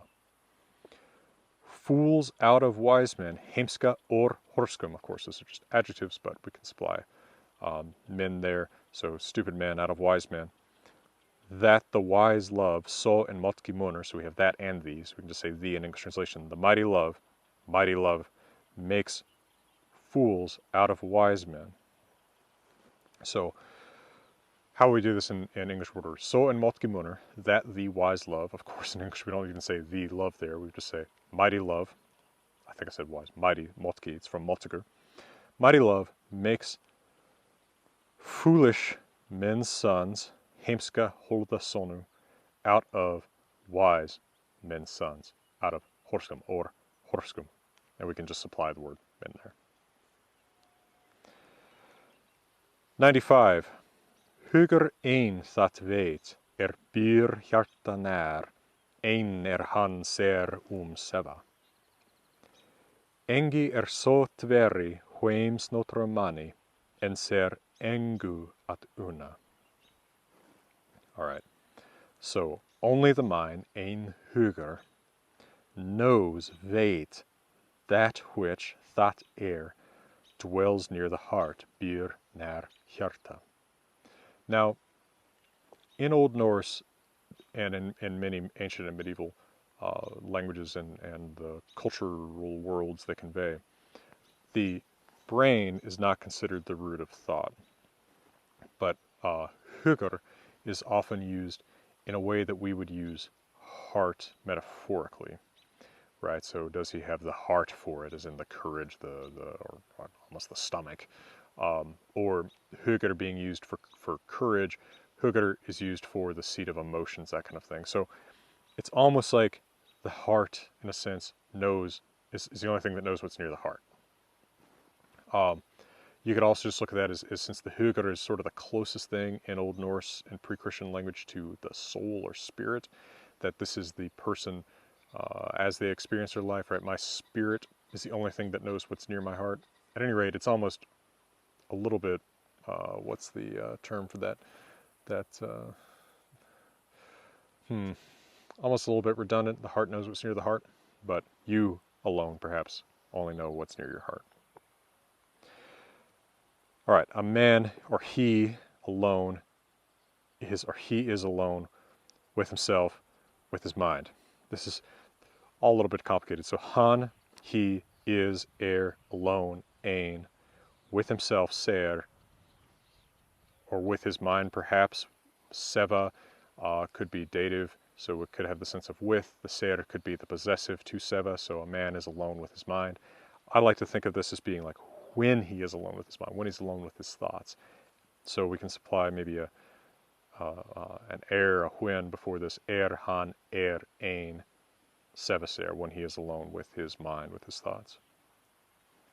All right, at any rate, the first half of the stanza has various translations because it is a little bit hard to figure out what the point of all that is.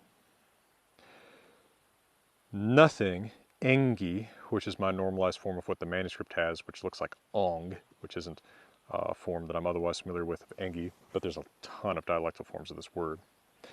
Nothing is a worse sickness, very sot, for each wise man, hweim snotromani, than to love an una, nothing, engu, also normalized from ungu, for oneself. Now, Old Norse very frequently has something that you can call the dummy dative. We do this in English a lot, or certainly I'm accustomed to doing this in English a lot. I'm going to buy me a truck, right? You ought to get you a wife, something like that. Where that me and that you isn't strictly necessary from the perspective of the grammar of English or the grammar of Old Norse, but it reinforces the beneficiary of the action. So Old Norse says this quite a bit. We've already seen it in other stanzas in Hávamál, but it's very clear here. To love for oneself. It's almost like to love me someone, to love me no one. So nothing is worse for each wise man than to love him nothing, right? Than to love nothing. Now we begin the story of Odin's attempt and failure to seduce Billing's girl. 96. That ek thoroinda erek I roiri satt, och vätak mins munnar. Hold och hjarta var merin horska mer, þaugi ek hana at helder hevik. I experienced that ek roinda that when I sat in the reed or reeds, erek sati roiri. And I expected, och vätak, ek suffix to the verb, my love means munnar. Now munnar, meaning love, we saw that in stanza 94 for the concept of love. It can also mean a lover, so I expected my love, I awaited my love, but he waits in vain. The wise girl in Horska mer was flesh and heart to me, var hold och hjarta mer, though I have her not, rather. Þaugi is though not, though egi. I ek have hevik with x suffix to heavy. Her hana helder rather. So she was my flesh and my heart, though I did not have her. Notice the abrupt change from past to present tense here. In English we would keep one consistent tense. 97. Billingsmoi ek van bedjum å, solhuita sova. Jarls indi þótti mer ekki vera, nema við that lík at liva. I found ek van Billingsmoi girl. Again, I translate this daughter. If you compare stanza 81, where we're told not to praise a wife, kona, which is typically used for a word for woman that typically conveys a mature woman, till she's cremated, but not to praise the moi until she's given, i.e. married. Moi typically is used for a man's daughter. Some have interpreted, for instance, David A.H. Evans, memorably among commentators, interprets Billings moi as Billings' wife. It is sometimes used for a wife or a girlfriend, but not as commonly. And I just don't think that it's necessary to think that it's the wife. I prefer to follow the sort of majority meaning of the word moi, moi man mer, which is daughter when it's used with a relationship with someone to someone. All right, so I found Billings' daughter, let's say, on bed, or bedjum, which is grammatically plural in Old Norse. And solhuita, she was sun white, i.e. beautiful as the sun. Huitir is often used to describe women as beautiful. It's a woman or a god is beautiful if he or she is huitir, white. It seems to mean like particularly radiant.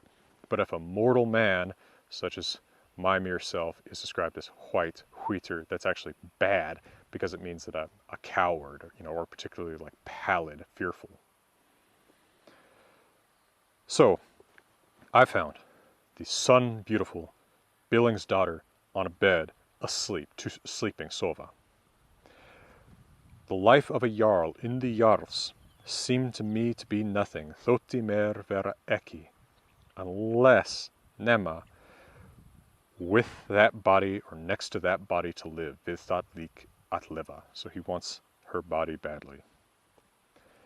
98. This is her speaking. Auk nær afni skal tu Óðinn koma, ef þú vilt þér mæla man. Allt óskap, nema einir viti, slíkan lost saman. All right. Also, near evening, nær afni, Odin, you shall come, skalt tu koma. Thu, suffix to skalt as to. If you want to speak a girl for yourself, if þú vilt mæla man there. So if you want to woo a woman.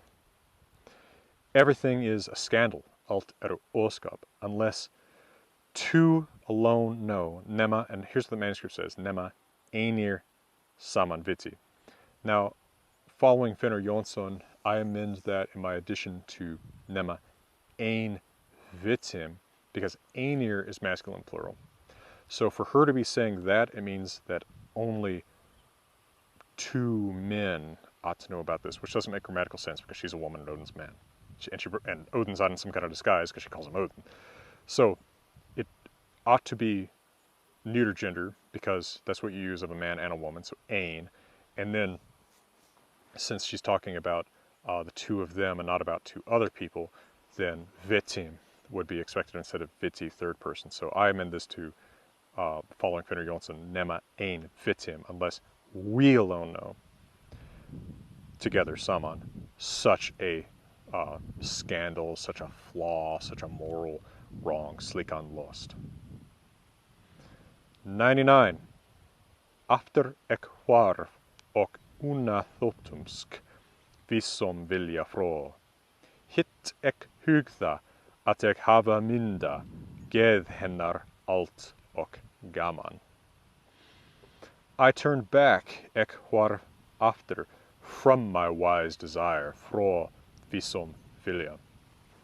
Now, this seems kind of funny because, of course, he has talked about how love makes fools out of men who once were wise. So it's like he's calling his desire for this woman that he can't have, a wise desire. It almost seems like a little bit of Odin humor. It could also be that he's calling the woman his desire. That's uncharacteristic of Old Norse language to use a word like desire to mean a person or thing desired.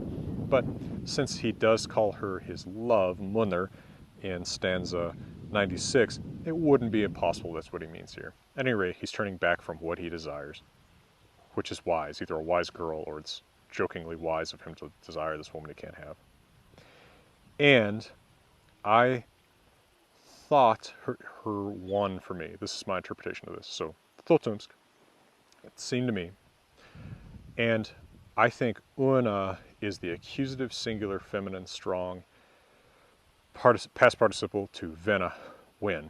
So I thought she seemed to me won.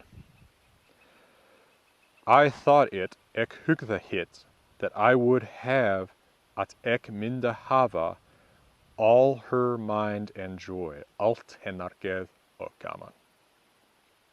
But it comes back, 100, svo kom ek næst, at I nýta var, vigdrótt all vakin. Með brennandum ljósum og bornum viði, svo var mer vilstigur og vitaður.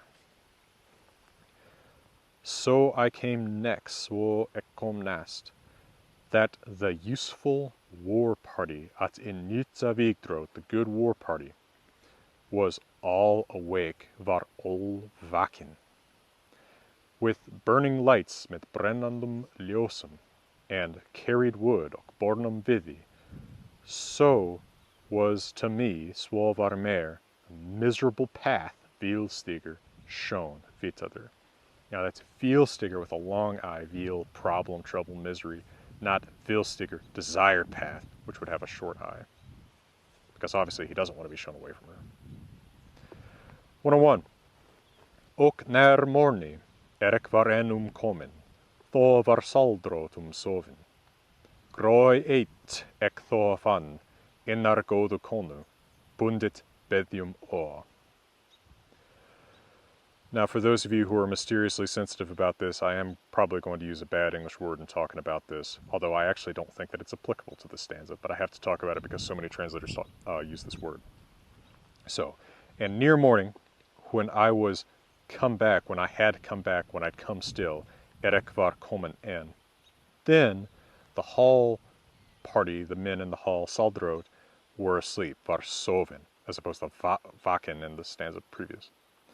I then found a dog, ek þó fann eitt grói, and I come back to this, bound to the bed, bundit ó bedjum, of the good woman, innar góðu konu. All right.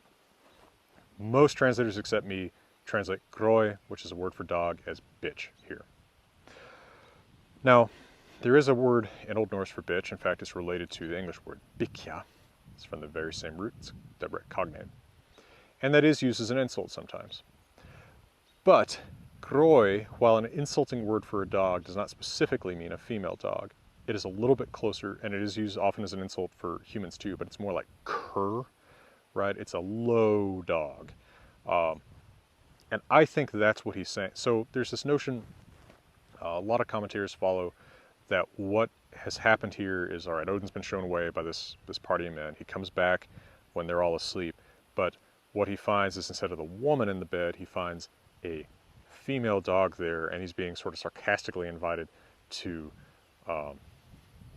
engage in coitus with this dog instead of with the girl that he wants. I think that's pretty complicated. I think it's a lot more simple to say that there's just a dog there, a watchdog, ready to show him away. It is bound to the bed, after all. When the men are asleep, why would the men have left if they were still concerned that this guy was going to come back? And they were going to fall asleep. This way the dog wakes him up. So I would just take it as dog. Consider that that word groi is there to alliterate with gothu. They could have used any word for dog, but this particular one is there for alliteration. I really don't think it's necessary to translate it as bitch. 102. Morg góð mer, ef gorva kannar, hugbrigð við halli. Þó ek það roinda, it róðspakka tøygði ek á flerðir fljóð. Holdungar hverar, letaði merit horskaman, og hafði ek þess vetki vífs. There is many a good girl at her morg góð mer, if you, or one, gets to know her well, ef kannar gorva. Changeable of mind, hugbrigð, about men, við halli. It's many a good girl, if you get to know her, is changeable in her mind about men. True enough. I learned that, ek roinda that, when, þó ek tøygða it róðspakka fljóð og flerðir, to put this in English word order. So, when I, ek, seduced, led, tøygða, that wise girl, it róðspakka fljóð, into morally wrong actions, all flerðir. Now, he didn't actually seduce her, so I render this in my translation as attempted to seduce that wise girl. But that is how he puts it here. That wise girl, it horskaman, led me, letaði mer, into every kind of mockery, holdungar hverar, and I had, og ek hafða, nothing of that woman. Vatki þess vífs. Do you notice this is something I think is a little bit funny? Do you notice how often he compliments this woman? He really does seem like he's a guy who's in love with her, right? She's it róðspakka fljóð, the wise woman, and it horskaman, the wise girl here, right? He's very convincingly obsessed with complimenting her. I'm going to throw 103 into this video because it doesn't really fit this story or the next story, the one about him seducing Gunnlod. 103. Heima gladar gumi og við gesti reifur, svíður skal sig bera. Minniger og málugur, ef hann vill margfróður vera. Oft skal góðs getta. Fimbul fambi heitir, så fotsk hann segja. That ósnottars adal. So there's no verb here like we might expect. We might expect a say, may he be. May a man, gumi, be glad, gladder, at home, heima, and cheerful with guests, reivur with gesti. Wise about himself to be, sviður, sig vera. So we can bring that skal actually from line 3 up. So a man shall be, gumi skal, be glad at home, cheerful with guests, and wise about himself, wise. Let him be glad, cheerful with guests, and wise. Let him be, we can carry that down. Minnigur, so remembering, and málugur, eloquent in speaking, if he wants to be, ef hann vill vera, much wise, margfróður, very wise. Often, He shall skal speak good, speak of good. Geta goths. Geta with a genitive is to speak something, so speak good things.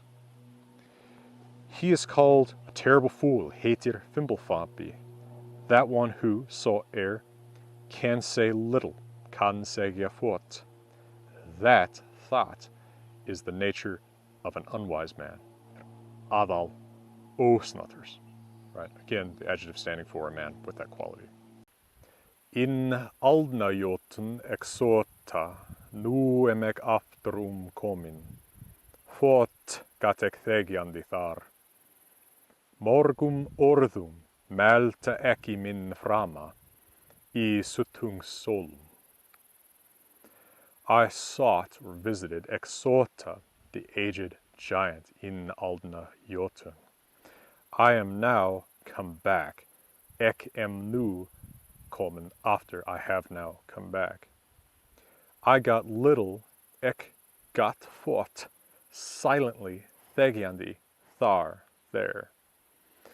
I spoke ek melta, many words, morgum orðum, into my fame, I min frama, or into my cause, presumably in support of my cause, in the halls, I solum, of Suttungr, Suttungs.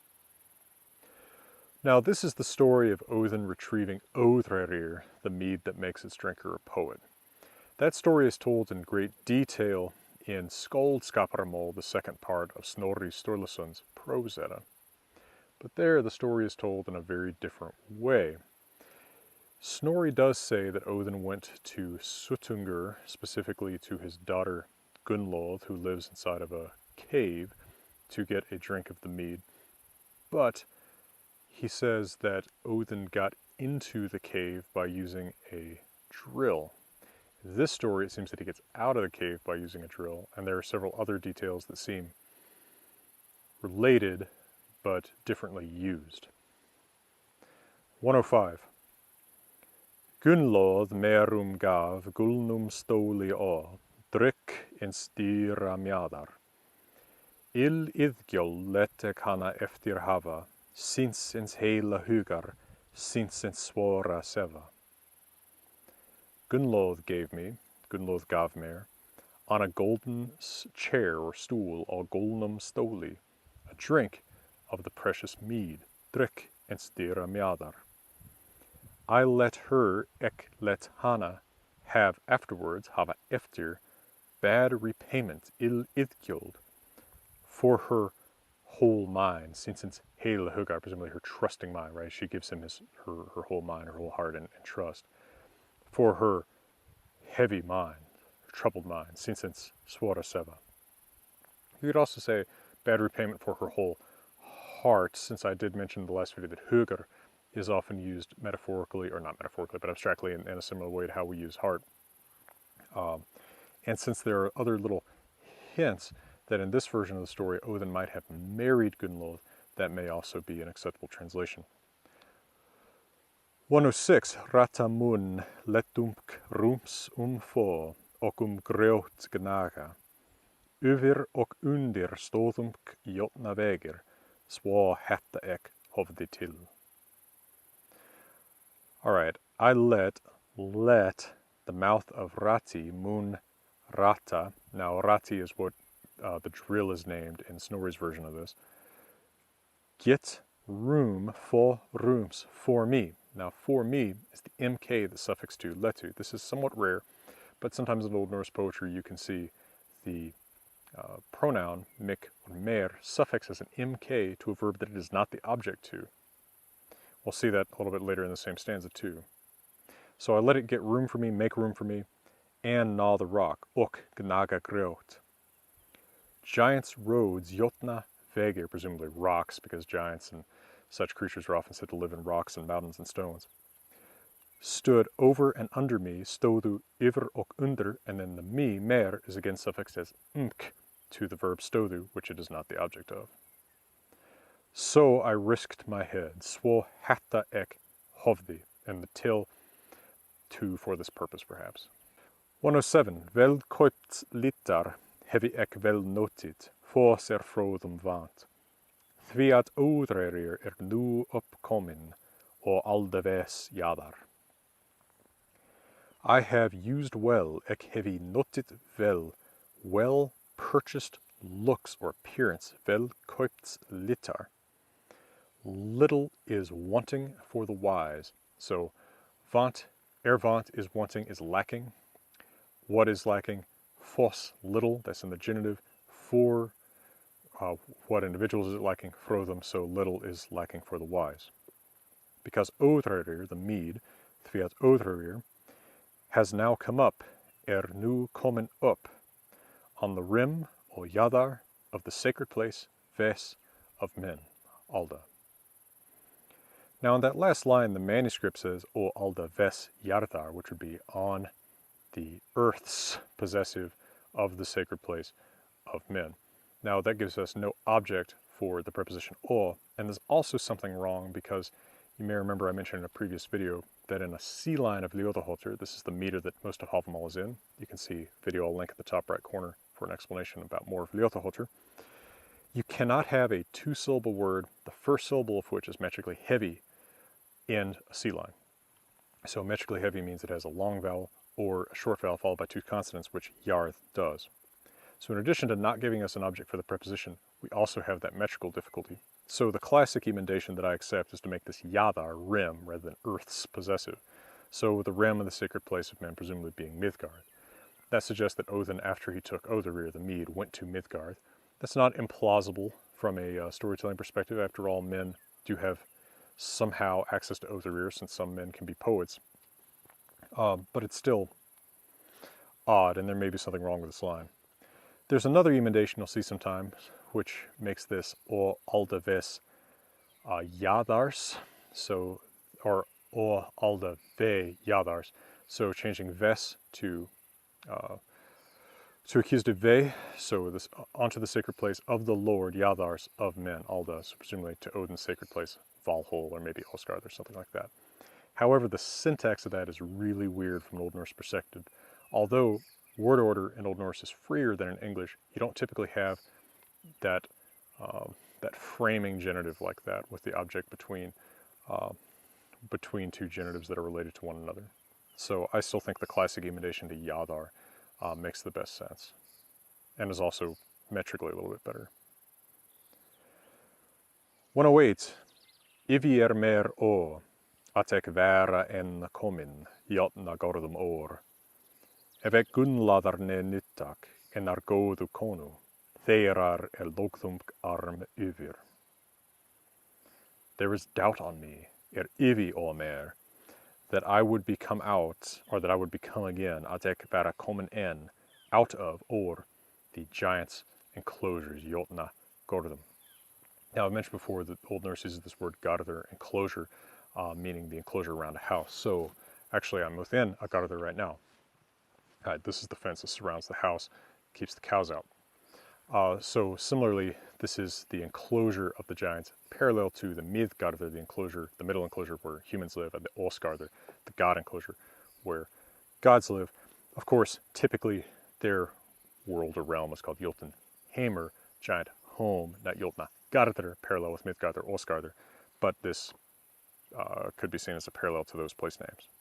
So I doubt that I would have come out of Jotunheim, enclosures of the giants, if I did not use Gunnlod, evek ne nytta Gunnlodar, that good woman, and our góðu konu, that one that I laid my arm over, þeirrar logðum arm yfir.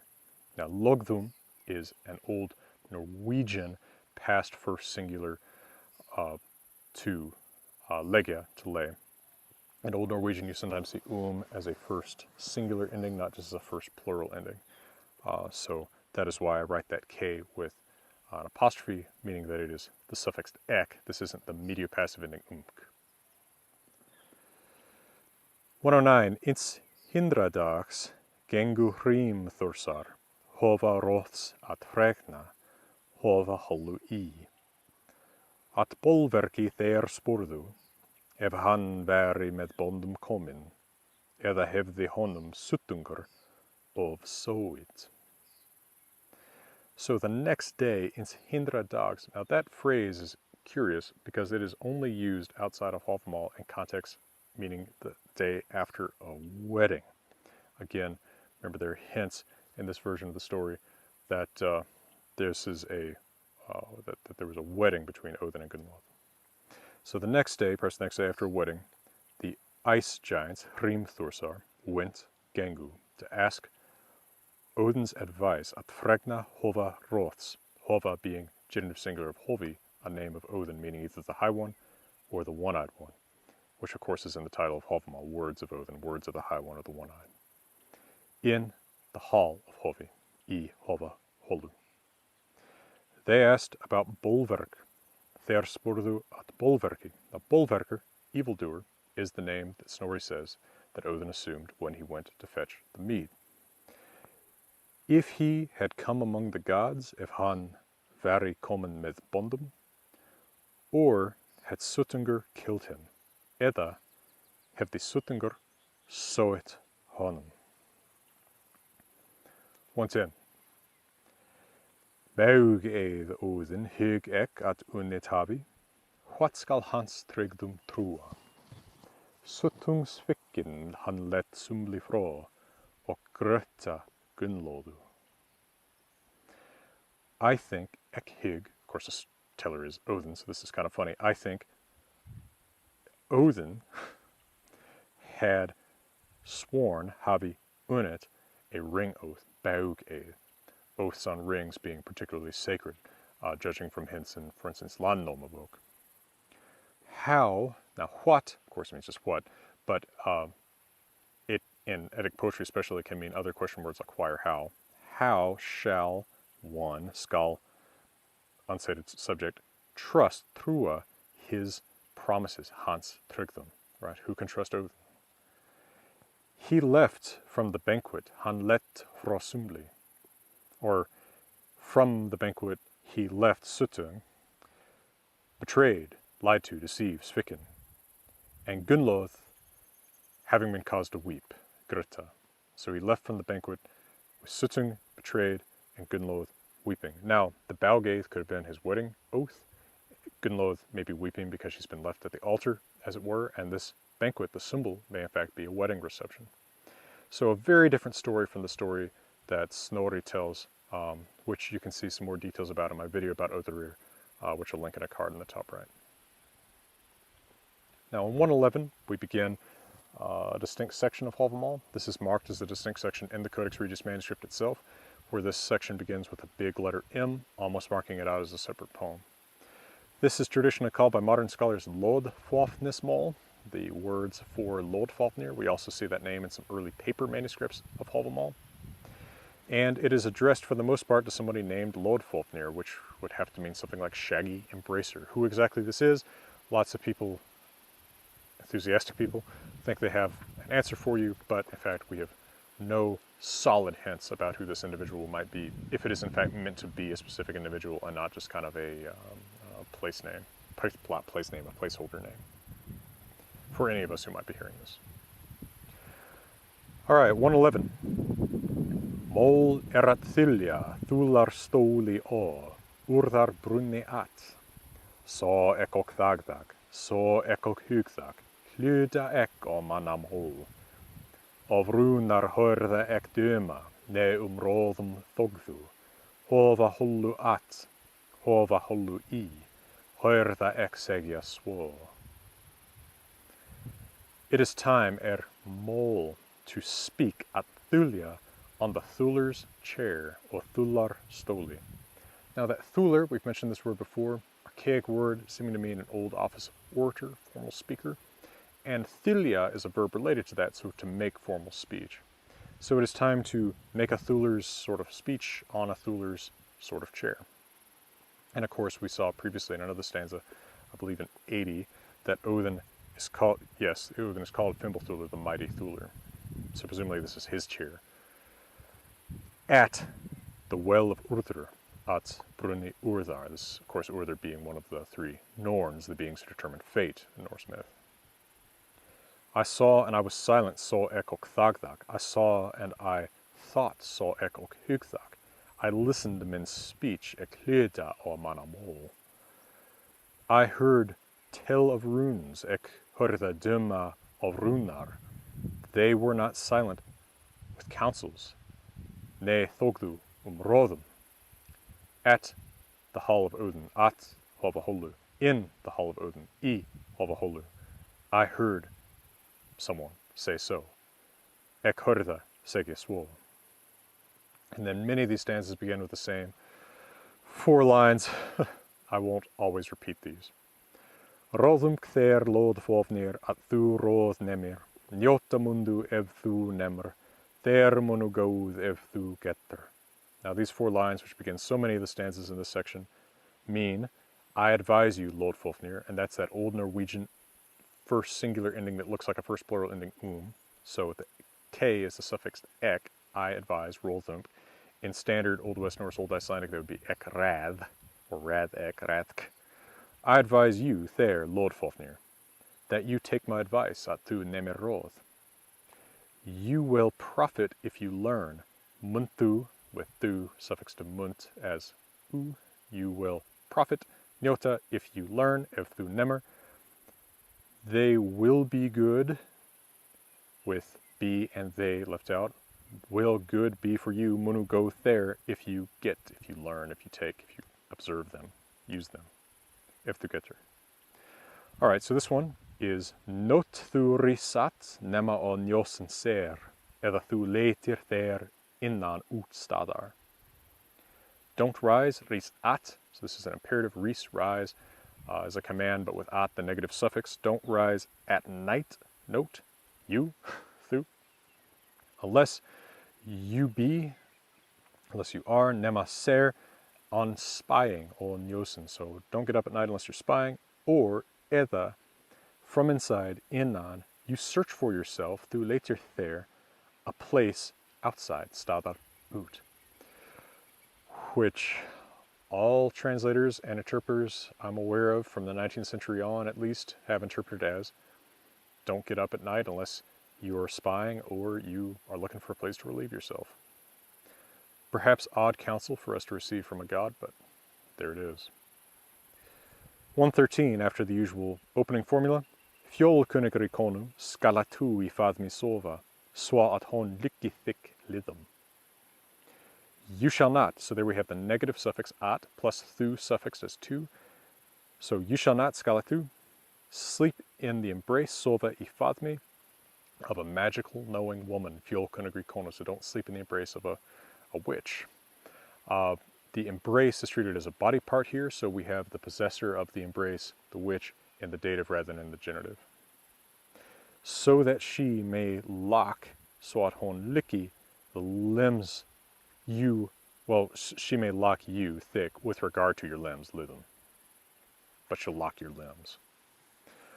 114, hon svo görir at þú góir eigi, thinks ne þjóðans mols. Mattu villat ne manskis gaman, fer þú sorgafullur at sova. She so does that you not care at þú eigi góir, and then you go, you care for or heed something in the genitive, so you won't care about the thing, right, the counsel, nor the speech, mols, of a prince, þjóðans. You won't want food, thu villat mat, nor joy of a man, ne gaman manskis, nor joy of no man, manskis gaman. So, because Old Norse can use double negatives. So you won't want, the company of friends, the joy of being with someone. You go, thu fer, sorrowful, sorgafuller, at sova, to sleep. 115, after the usual formula, annars konu, toigðu þér aldregi, oira runu at. So, aldregi, never, you lead, toigðu, for yourself there, right? All these, what I call dummy datives all over Old Norse and Hávamál. So never lead or seduce another's woman, annars konu, at oira runu. Now, oira is ear. Runa is often used for someone who shares your secrets, so don't lead her, don't seduce her into sharing your secrets. Now, rune can also be a whisper, So you might think of this as being, you don't seduce her with whispers. But most literally, don't seduce her into being your ear whisper sharer, ear secret sharer into your mistress. Don't seduce other men's women. 116. O fjalli eða firði ef þig kvara tíðir, fosk þú at Byrði vel. If you happen, especially if you want or if you often go fara yourself, if you often yourself travel thick, on a mountain or a fjord, or fjalli eða firði, so by land or by sea, get for yourself fosk thu, and that thu is suffixed to fosk, get oneself as two, well at Byrði, well with regard to a meal. So basically, when you travel, provide well for yourself when it comes to provisions and meals. 117, after the usual opening formula, Illan man lottu aldregi, óhopp at þeir vita, því at af illum manni ferðu aldregi, gjalt ins góða hugar. Never let, aldregi lot, thu suffixed as two, a bad man, illan man, no, vita, unlocks, óhopp, at there, about yourself. So never let a bad man know about your bad luck, your bad fortunes, your unhappiness. Hope, of course, being related to English happy. Because from a bad man, thviat of illamani, you never get thu aldregi fair, repayment, gold, for your good mine, ins goda hugar. So for trusting a bad man, you'll never get good repayment. And I'm translating ins the your there because often when something is yours, this is described as the, if the context is clear. 118. Over labita exo einum hall, orð illrar konum, flóróð tunga varð honum at fjörlagi, og þaugi sana sok. I saw, exo, the words of a bad woman, orð illrar konu, bite, bita, a man, einum hall, high, overla. So presumably like in his neck. I saw a bad woman's words bite a man in his neck, maybe. A deceit counseling tongue, flóróð tunga, became for him, varð honum, the at, with regard to, but it became his life-laying, his fjörlog, his death. And though not, ok þó eigi, for a true cause, sana sok. 119, after the usual formula, veitst þú, ef þú vinot, þans þú vel trúir, farðu at finna opt. Því at hrisi vex og hofu grassi, vegar vatki tröður. You know if you have a friend that you trust well, if þú ot vin, þans þú trúir vel, go to find him often, farðu at finna oft. Again, we can leave out objects even if the context is clear. Because thviat, a road, vegar, grows, vex, with weeds, hrisi, and high grass, hovu grassi, which no one treads, which no one walks, vatki tröður. 120, after the usual formula, góðan mann tøygðu þér at gaman runum, og nem líknar galdur meðan þú lifir. So you draw, tøygðu, a good man, góðan mann, to joy talks, gaman runum. Now, rune, of course, can just mean rune. It can also mean talk. And that seems to be the sense here, because elsewhere in Old Norse, gaman rune, our joy runes, means joyful talks, joyful words. Even though the next line is about magic. And learn, ok nem, healing magic, líknar galdur, while you live, meðan þú lifir. And by the way, this thing about leading a good man in joyful talk is a little bit like Hugsfinsmal. Remember I mentioned that. That's the Leo the Halter translation of Cato's Distichs into Old Norse. Stanza 102, we have these lines, Gaman samlig ljóð skalt af grepnum nema og morg fröði muna.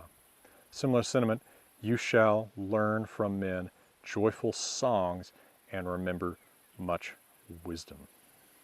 So maybe this thing about learning or drawing someone into joyful talk, is a fairly old notion. But anyway, it doesn't seem to have anything to do with magic.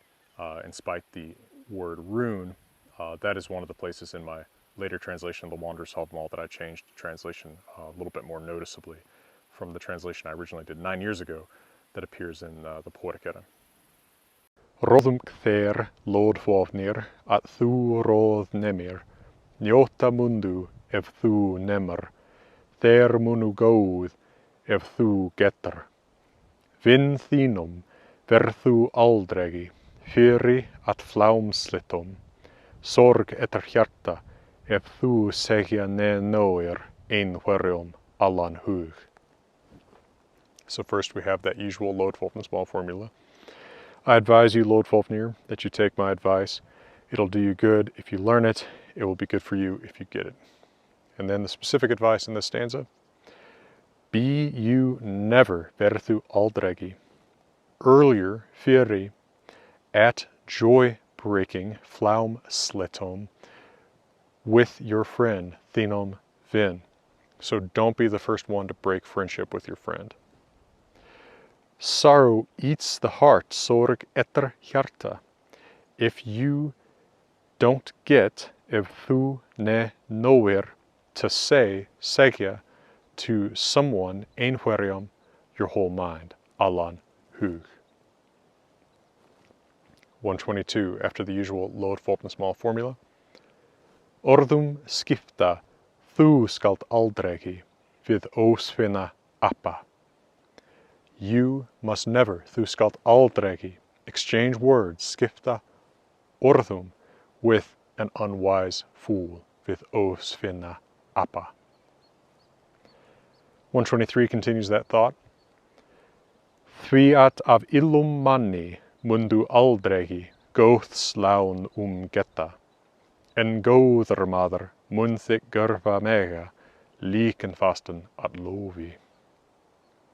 Because from a bad man, því at af illum manni, you will never, thu is suffixed to munt, will here, so thu, munt thu is mundu, you will never, aldrei, geta, repayment loan for good, góðs. So you'll never get repaid well for something good done for, or something good said to a bad man. But a good man and góður maður will be able to make you, mun mega görva thick, líkenfasten, liking firm, popular, well-regarded, something like that, by means of praise, at lovi, or favor. Praise probably would be the right way to take it here. 124. Sivium þó blandat, hver segja ræður, einum allan hug. Allt betra, en se brygðum at vera, svo vinnur öðrum, vilt eitt segir. So, peace is, P-E-A-C-E, are then blended. Now, in Old Norse, when you make something passive, you retain the case of the object of the verb if it is something other than accusative. Blanda takes a dative object, so since we're blending peace is siv, then we still have civium in the dative, even though in English this would be subject grammatically nominative. So pieces are blended. Also notice that it's singular. The verb is singular. It's quite normal in Old Norse passive formations.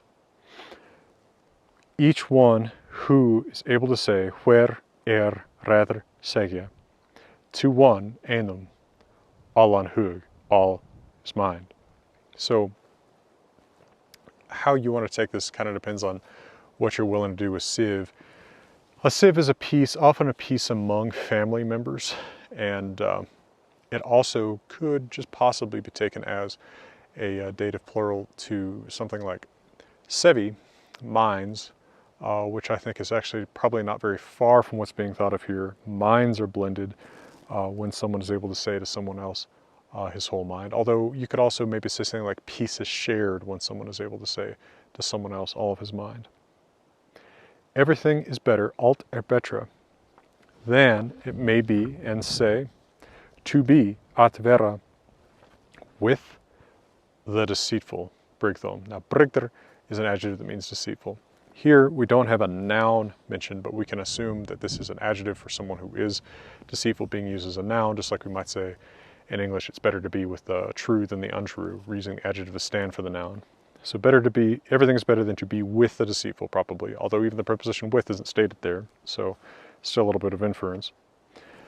That one saw is not a, negative suffix a on is, a friend to others, vinner odrum, who says, segir, what is wanted, vilt, alone, ate. So it's not a true friend if he's a yes man. 125, after the usual lodfopnismal formula. Thrimr orðum senna, skala tu þeir við vera man. Oft in betri bilar, þó in veri vegar.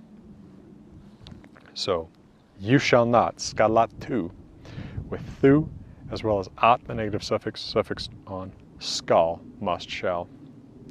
You shall not, you must not, have a verbal competition, senna, of even 3 words, thrimr orðum, with a worse man, við vera man, than yourself, þeir, or for yourself, being kind of a what we call dummy dative, like when you say in English, I'm gonna take me a shower or something like that, get me some food. So you ought not to exchange even 3 words with a worse man. Often, oft, the better man loses in betri bilar when þó the worse one in veri fights. So don't talk to people to worse people. If you get into a fight with them, they may still win. In fact, they often win.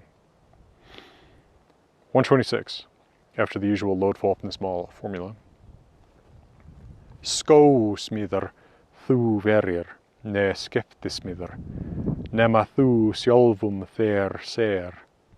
Skór skapaðar illa, eða skapt rangt, þó þeir bolsbeðit. May you be verir, a shoesmith, nor a spear shaft smith. So don't be a shoemaker, don't be a spear maker, unless nema, you, thu, be, ser, for yourself, sjálfum þeir.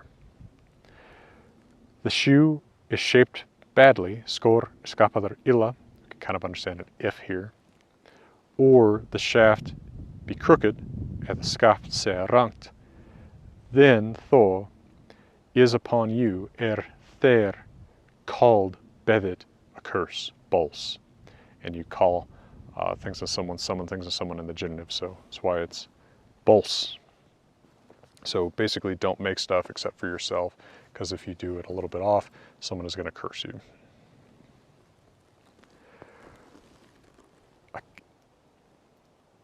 I guess you could add, don't translate Hávamál except for yourself, as others will curse you, right? You can say this about pretty much anything, and it's probably true. 127, after the usual lodfopnismal formula. Hvors þú ból kant, kveðu that bolvi at, og gevat þínum fjandum frið. Wherever, whereas, you recognize thu kant, evil, bol, say, kveðu, it, that, at, evil, at, bolvi. And, ok, give not, gevat, peace, frið, to your enemies, þínum fjandum.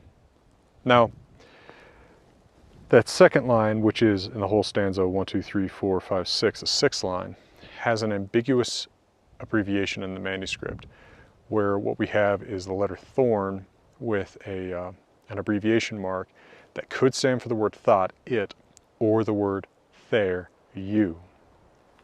So it could potentially say not just something like when you recognize evil, say that it is evil, but when you recognize evil, say that it is evil for you, right? A little bit more altruistic. Recognize anything that's bad as being potentially bad for you. I think that altruistic reading is pretty alien to the tone of most of Hávamál, so I prefer reading it as just thought, say that it is evil. 128, after the usual lóðfáttnismál formula. Illu fegin verðu aldrei, en lót þér at góðu getið. Be you, verðu, never, aldrei, happy at badness, bad things, fegin illu. But let yourself, and lót þér, be pleased with, getið at, geta at, idiomatically is to be pleased with, good, góðu. So never be happy about the bad, but be pleased with the good. Of course, none of us are ever happy when something bad happens to us. Presumably this is something like don't rejoice in evil things that might happen to someone else, but be happy at the good things that might happen to someone instead, right? Probably not. Again, this probably isn't an altruistic sense, but instead of rejoicing in sort of a schadenfreude, instead be happy for the good things that might happen to people you like. 129, after the lóðfáttnismál formula. Lita skalatu I orustu, gjalti glíkir verða gumna sunnir, síðar þitt heilir. You must not, skalatu, look up, lita up, in battle, I orustu. Sons of men, gumna sunnir, i.e. men, become, verða, like glíkir, a gjalt, I'll come back to this word, lest síðar men heilir enchant heili your thit. Now your what? Presumably this could be read as something like how in English you might kind of colloquially just say, well, you know, your business, meaning your stuff, or you could read it as thit geð, something like that, like your mind. But at any rate, the gjalt is actually a old Irish concept. A person who kind of goes wild after their first battle, goes off and lives in the woods, just sort of shell-shocked. And so the advice here is that you ought not to look up in battle lest someone enchant you so that you also get shell-shocked in such a way and perhaps run off into the woods and live as kind of a wild man. 130, after the usual lóðfáttnismál formula. Ef þú vilt þér góða konu, kveðja at gamanrunum, og hvor fognuð af, fogru skalt þú heita, og lóta fast vera, leiðisk mangi gott ef getar. If you want, ef þú vilt, a good woman, góða konu, if you want to speak to her, to make speech with her, kveðja, in joy speech, gaman runum. Remember that rune can mean just talk, not just runes. So if you want to talk joyfully with a good woman, would more or less be what I would do these first two lines after the formula. And get joy from, og hvor fognuð af. You must, skaltu, thu, suffixed skalt, promise, heita, prettily, beautifully, fogru, and let it be, og lota vera, fast, firm. So promise good things and keep your promises. No man, mangi, hates a good thing, leiðis gott, if he gets it, ev getur, with of course words like thing and it left out in Old Norse, which typically lets us infer such basic grammatical function words unlike English. 131, after the usual lóðfáttnismál formula. Varan bíðek þig vera, og eigi óvaran. ver þú við ólvarastar og við annars konung. Og við það í þriðja að þjófar ne leiki. So, I ask you to be, eg bid þig vera, wary, varan, and not over-wary, overvaran, so wary but not fearful. Be wariest ver varastur against ale with ol. So with thu there to emphasize the ver, the you be most wary with ale, and with och with another man's annars woman, konu. And with that the third, och with that tredja, that at thieves, þjófar, not play, ne leiki, so that you not be subject to the play of thieves, that thieves not play you, that they not be given free rein by you. 132. At hóði ne hlotri hafðu aldregi, gest ne ganganda. So never have, aldregi hafðu with thu suffix to have, never have at mockery, at hóði, nor laughter, ne hlotri, a guest, nor a wanderer, ne ganganda. 133 kind of continues the thought. Oft vitu ógorla, þeir sitja inni fyrir, hvers þeirru kunns koma. At maður svo góður, at galli ne fylgi, ne svo illar, at einugi dugi.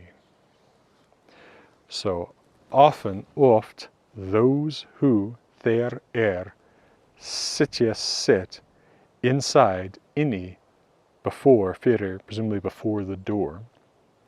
So these people who are sitting inside by the door often know imperfectly, vitu ógorla, of what kind, hvers kyns they are, þeirru, who come, koma. This is one of my favorite stanzas, and it's also a great example of how different the word order in the Old Norse original can be than anything that makes sense in English. So often those who sit inside before probably the door, again with Old Norse leaving out the object of preposition as it often does, imperfectly know what kind of person it is who's coming, right? Who's perhaps knocking at the door.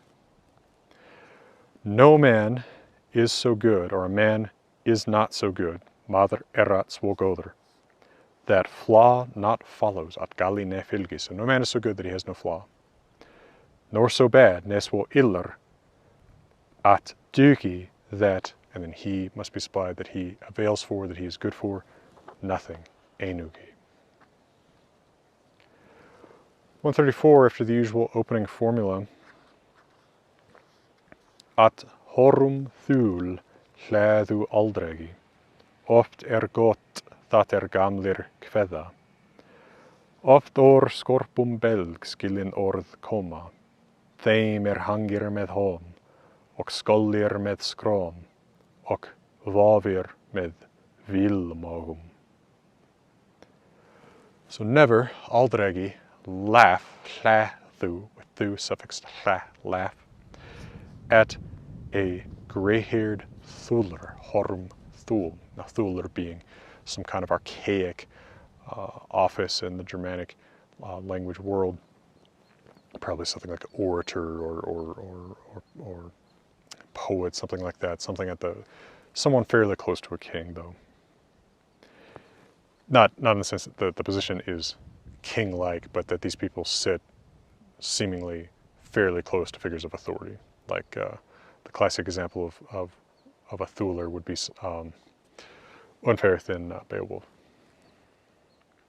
Often is good, oft gott, that which, that old gamlir speak, kveða. So often the old speak good things. Often, oft, out of a sharp bag, or skorpum belg. Now that can also be withered, and the bag is presumably the mouth of this withered old man. So often out of a withered mouth, an old mouth, come understanding words, koma skilin orð. I think these last three lines are difficult for everyone. From that one, Thame, who hangs with skins, hangir með hóm, and hangs with skins, og skallar með skrom, and waves, og vavir, with, and then what is Vilmogum? First of all, what is going on with the hanging with skins? There's a lot of explanations. One of the oldest explanations that makes decent sense is the notion that these are sacrificed men or sacrificed animals that are being hanged, perhaps some kind of thuler being perhaps an almost shamanic-like figure, although that's probably an anachronistic and somewhat inappropriate word to use in this context, is hanging among the hanged to try to seek some kind of wisdom, much as Odin himself is going to hang himself in stanza 138. Very hard to know. Vilmogum, this could be a word for despicable people that is known in at least one other place. Jonas Kristinsson and Vestin Olason have proposed that it actually means animal guts, veal stomachs, mogum. So hanging with bags and also hanging with pieces of animals to be made into sausage or something like that. So perhaps this person is hanging, maybe literally and figuratively, with the dead, and it might not just be religious sacrifice dead, but also perhaps dead to be butchered animals that are going to be eaten. Very hard to know. The stance is pretty obscure, and no one has ever 100% satisfactorily explained it. 135, after the usual formula. Gest thu ne goya ne o grind hrekir, get thu voludum vel. So, don't mock Goya, you. A guest, nor, and then here, I think my edition of the Wanderer's Hávamál is the only place you're going to see hrekir here, although that is what I read there. So in the text it's spelled H-R and then O with a hook, K, and then I think it has an abbreviation that's clearly for IR. Now, that vowel is not the O hook vowel that you see in so many Old Norse words in printed editions. Instead, in the Codex Regius manuscript, that actually usually means the vowel that we print as A, the AE, ligature ash in Old English. Now, that would mean spits. It's actually related to English retch, right? That action. So what's going on here? My interpretation of this is just letting it be hrakir instead of trying to change it into hrukir to drive off. I think actually gives a more interesting sense. So don't mock a guest, nor may you spit hrakir on the entrance, or grind. Maybe there's some kind of underlying belief here about spitting at the entrance of someone who is an unknown guest at a house, right? Trying to protect yourself perhaps from some kind of magical effect or other, like an evil eye or something that this unknown guest might be bringing. Treat you, get through well, the poor voludum. 136. Ramt það tre ríða skal, ollum at upp loki. Baug þú gef eða það byðja mun, þeir las vers og liðu. This one has also caused some difficulties. Strong is that tree, ramt það tre, which shall ride skal ríða for all ollum at entrance, at upploki, or admittance. I've taken this various different ways. Other people have too.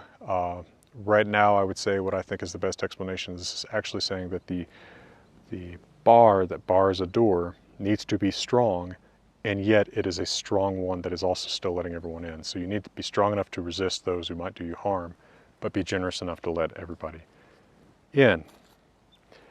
Give through a ring, baug. Or it will be called at the thought mun bidya on you there every kind of curse or harm, which lass onto limbs or lidu. So here again we see that something is called in the genitive, calling for a curse on all your limbs, and that thing called for each curse where slash is genitive. Now 137 we get what seem to be some magical remedies. After the usual Lordfalpna small formula. Hvors þú oldrekkir, kjós þú þeir jarðar megin. Því að jörð tekur við oldri, en eldur við sótum. Eik við abbindi, ax við fjölkungi, hull við hýróki. Heiftum skal mona kveðja, beti við bitsótum, en við bolvi rúnar. Fold skal við flóði taka. Wherever, wars, you, thu, may drink drekkir, ale, all. Choose you, kjós thu, for yourself there, earth's strength, jarðar megin. Because Thviat, earth, jord, receives tekar við, ale drinking, oldri. And fire, elder, and then with, so we can say, you know, it's good against, or it receives, how to say against here, against sicknesses, sotum. Oak, against irritable bowel, ache with abendi. Wheat, ox, an ear of wheat, not an axe, but an ear of wheat, against magic, fjolkingi. Elder tree, hull, this is, I believe, this is an earlier commentary. I think it was David A.H. Evans who proposed reading hull here as hull, elder tree, rather than hall, hole, which doesn't make as much sense. It could be either based on the way things are spelled in the manuscript, but I think elder tree is better, particularly since we've got other tree and plant related things. So elder tree against family strife, he, rogi. And then we have what's more or less a parenthetical line. I'll come back to this. And then bait, beti, worms, against bite sicknesses, bit sotum, venomous bites. And runes and runar against evil, with bolvi. Earth, fold, shall receive takavid, flood, floathy. So a lot of magical remedies. And we have what looks like a kind of parenthetical line. One shall, skal, swear, kveðja, hates, heftum, by the moon, mona, under the moon perhaps. Or perhaps one shall call on the moon, kveðja mona, against hates, 151. Difficult to know what to do exactly there, but notice that in 151 we have the man who summons hates against me, than hal kveðr hefta mik. So I tend to think that what's going on is you're sort of summoning your hates, you're sort of swearing your hates by the moon or under the moon, for whatever particular reason. Of course, this is very cryptic, and probably was also cryptic already for the scribe transmitting this in written form. 138. Veit ek at ek hek, vindga meði all, nætr allar níu. Geri undadr og gefin óðni, sjálfur sjálfum með. Og þeim meði manni veit, hvors hann af rótum renn. I know that I hung on a windy tree all 9 nights, wounded by a spear and given to Odin, myself to myself. On that tree, where no man knows where it runs from its roots. 139. Við hleyfi mig söldu nefið hornigi, nysta ek niður, nam ek upp runar, öpandinan, fell ek after þaðan. No one gave me food, or literally bread, hleyfi, nor a horn, i.e. something to drink. I looked down. I took up the runes, screaming, I fell then from there. Now, the rest of what I'm reading in this video is stanzas 140 through 145, so the rest of what is traditionally called runatal, relating to runes, as those stanzas 138, 139, apparently, to judge from line 4 in stanza 139, concern how Odin got runes, somehow by sacrificing himself to himself by hanging. In 140 we read, Fimbuljóð níu, namek af innum frægja sunni Bolthors bestlufóður. Og ek drykk of gat ins dyra mjadar, Ausen Oðreri. I learned Eknam from the famous son of Inumfragia Sinni of Bolthor, father of Bestla. Bolthor's Bestlufother. Now, the famous son of Bolthor, father of Bestla, would be, therefore, Odin's maternal uncle, as Bestla is his mom. We don't know the name of this uncle, nor do we have details about the story. What did he learn? Niu Fimblio, 9 mighty songs, magic spells. And I got a drink, okek Gáttir, of the precious mead, ins dira miadar, poured ausen from Oðreri.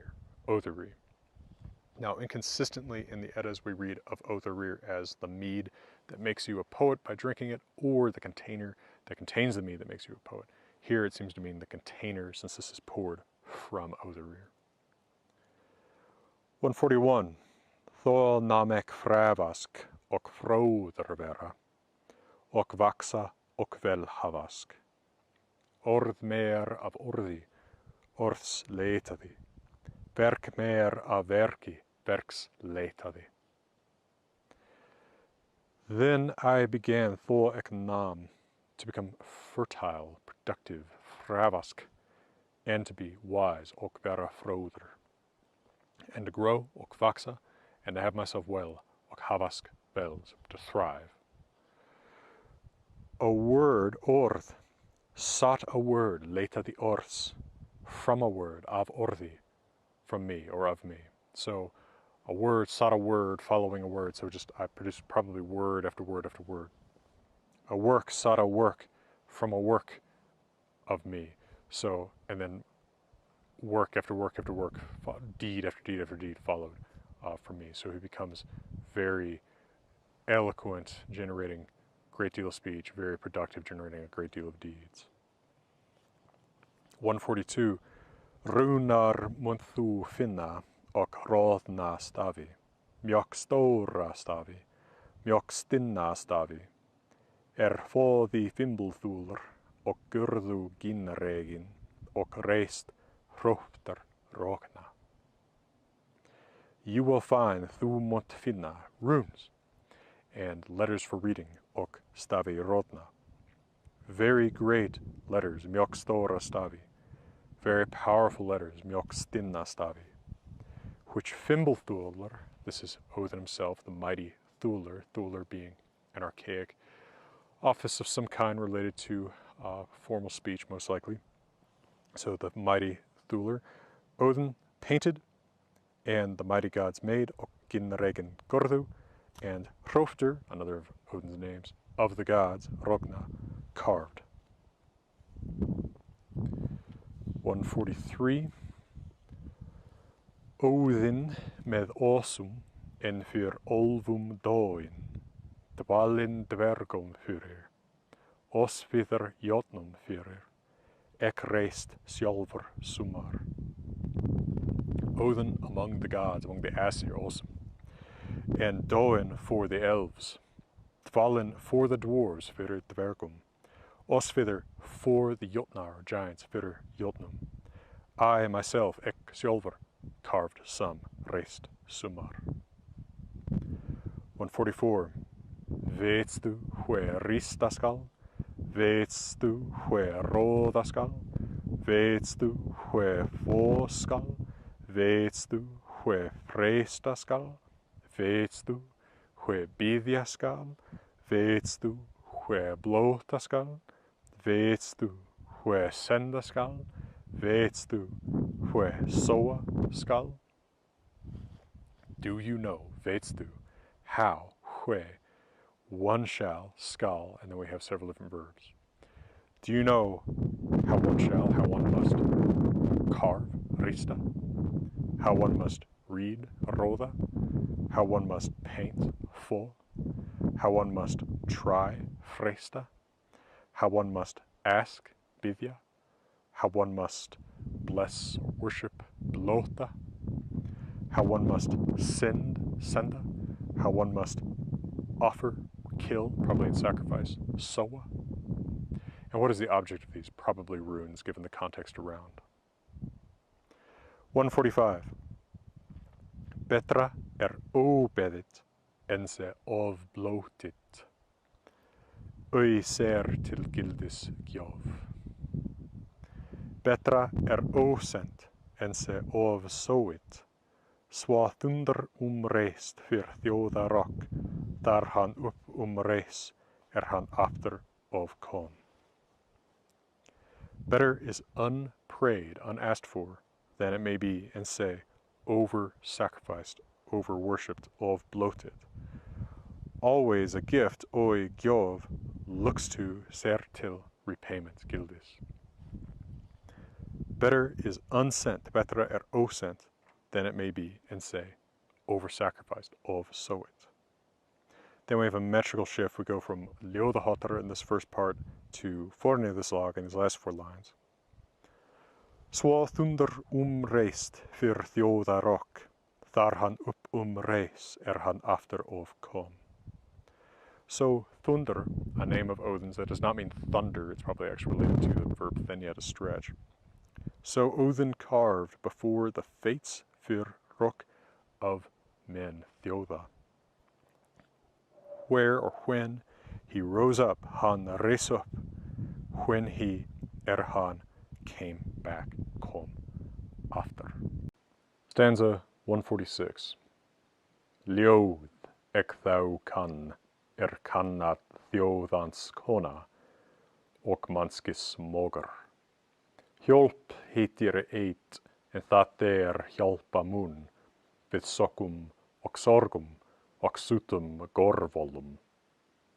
I know those spells kann thou ljóð, which a prince's wife, þjóðans kona, knows not, kann at, negative suffix at, and no son of a man, mogar manskis. So mans is possessive, you have the negative suffix ki, and then a possessive suffix s added to the ki also. So mans, of course, man, son, man, so no woman and no man knows.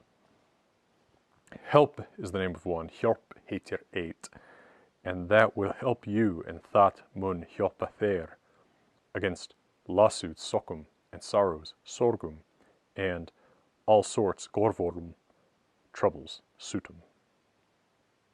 147. Það kann ek annat, þorfu uta sunnir, þeir vilja læknar lifa.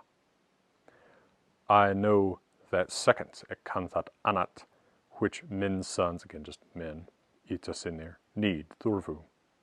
Those who want to be, could probably supply vera, to be here, þeir vilja, læknar, doctors, healers, live.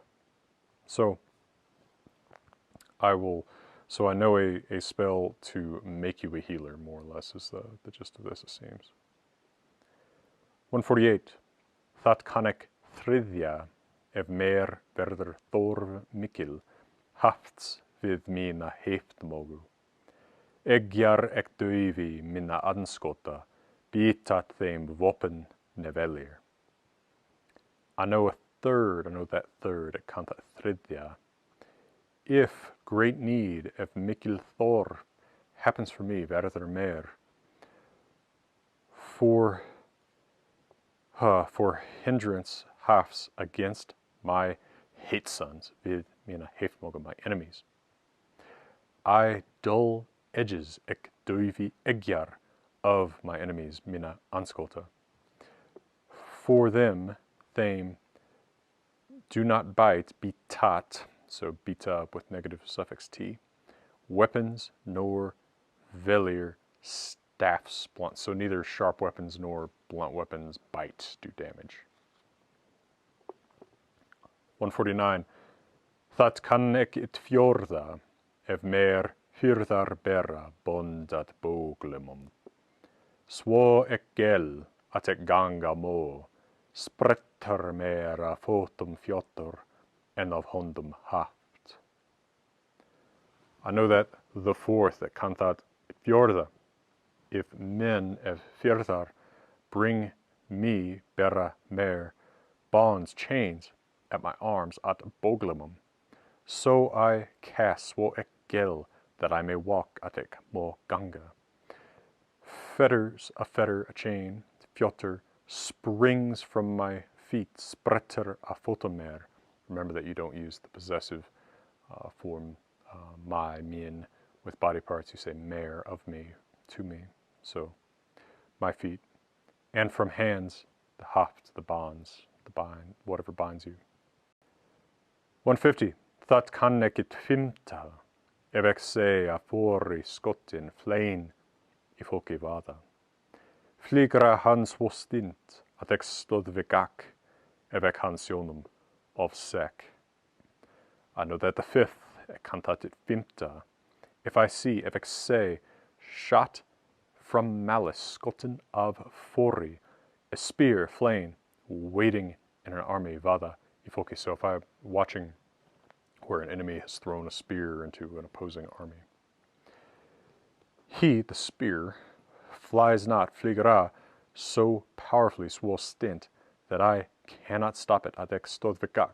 Now, stop, stodvi, ek, I, is suffixed to stodvi, but then the k that is the suffix from the ek becomes a g between vowels, and then you have the negative suffix a, and then the k is suffixed again. So stodvikak, I cannot stop. If ek, see, say, and then ek is suffixed again to say, sek. If I do not see him, or if I see him, fx sek han, with sight, sionum. Interesting language in this, just how much redundant marking there is of the subject, for example, here, especially in this stanza. 151. That kannekit seta ef mixerir thegin, or rotum ros vidar, og than hal, mik heftak feather, than et amain heldren meek. I know it, the sixth, cantat et cetera. If a man, if thegin, wounds me, ser mik, on the roots or rotum of a tree, vidar. Now, this is often, so that what we see in the manuscript is ros. Now, many editors will amend that to rams and make this a strong tree, on the roots of a strong tree. But Hugo Pipping pointed to vrå, gnarled, in Swedish, which this could well be an Old West Norse cognate of. So I prefer to see this as on the roots of a gnarled tree and not have to make an emendation there. And that man, Okban Hall, who speaks hate at me, summons hate against me, kveður heptamik, the curses main eat that one, etta than, rather than me, helder and mik. So I can cast a spell that can make this, the curse he's carving against me in the roots of a gnarled tree, affect him instead of me. 152. That kan ek it sjanda, ef ek se hovan loga salum sesmogum, brennrat svo breit et ek honum bjargegak, dann kan ek galder at galla. I know at the seventh, ek kantat it sjanda. If I see a high flame, if I say hovan loga, around a hall with seated men, sal sesmogum, that fire burns not, brenner at, so broadly, so big, so huge. Of course, in English, we'd often say like bright or strong, something like that. Instead of broadly bright. That I do not save him, probably save the hall, solid being masculine, honum. Notice again with bjargegak, we got the same thing as we had in stodvigak in 150. We have k, suffix to the vowel, suffix to the verb, bjargi, then ek. The k's become g because it's between vowels, and we get a negative suffix, and we get ek, again, suffix is a second k. So I do not save. So it does not burn so big that I do not save the hall. That thon, that spell, thon galder, I know to cast. Thon galder ek kan at galla. 153. That kan ek it åta ollum nitsamlikt at nema. Hors hatter vex med hildings sonum. That må ek bøta brott. I know that the eighth, kantat it åta, which is useful, nitsamlikt, for all to learn, ollum at nema. Wherever, hvers, hate, hatter, grows among men's sons, vex med hildingssonum, so grows among men.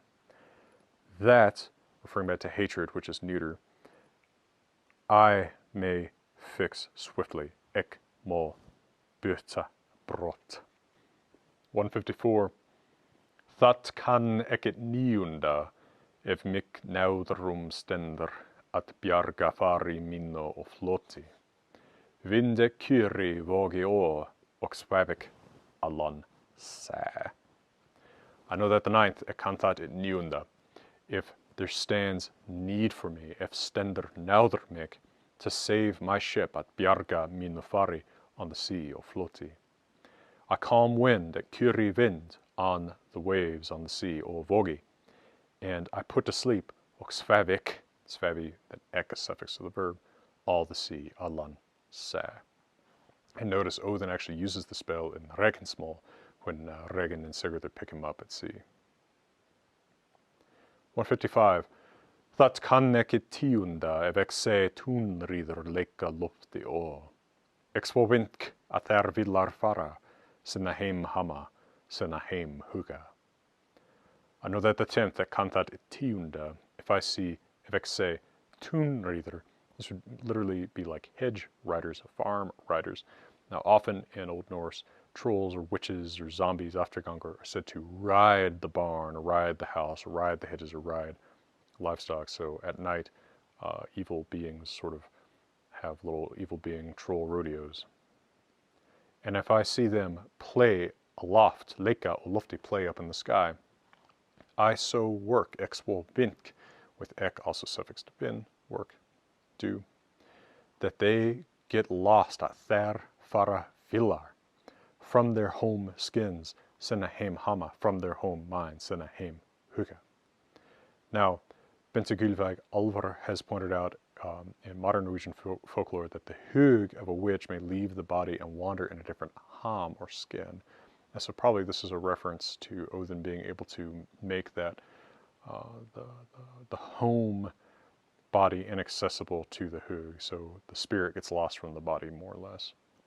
One of the few cases in which you see a separable body and soul in Old Norse is probably right here in this notion of witches being able to separate their souls from their bodies, but of course Odin is said to do the same thing in Ynglinga Saga.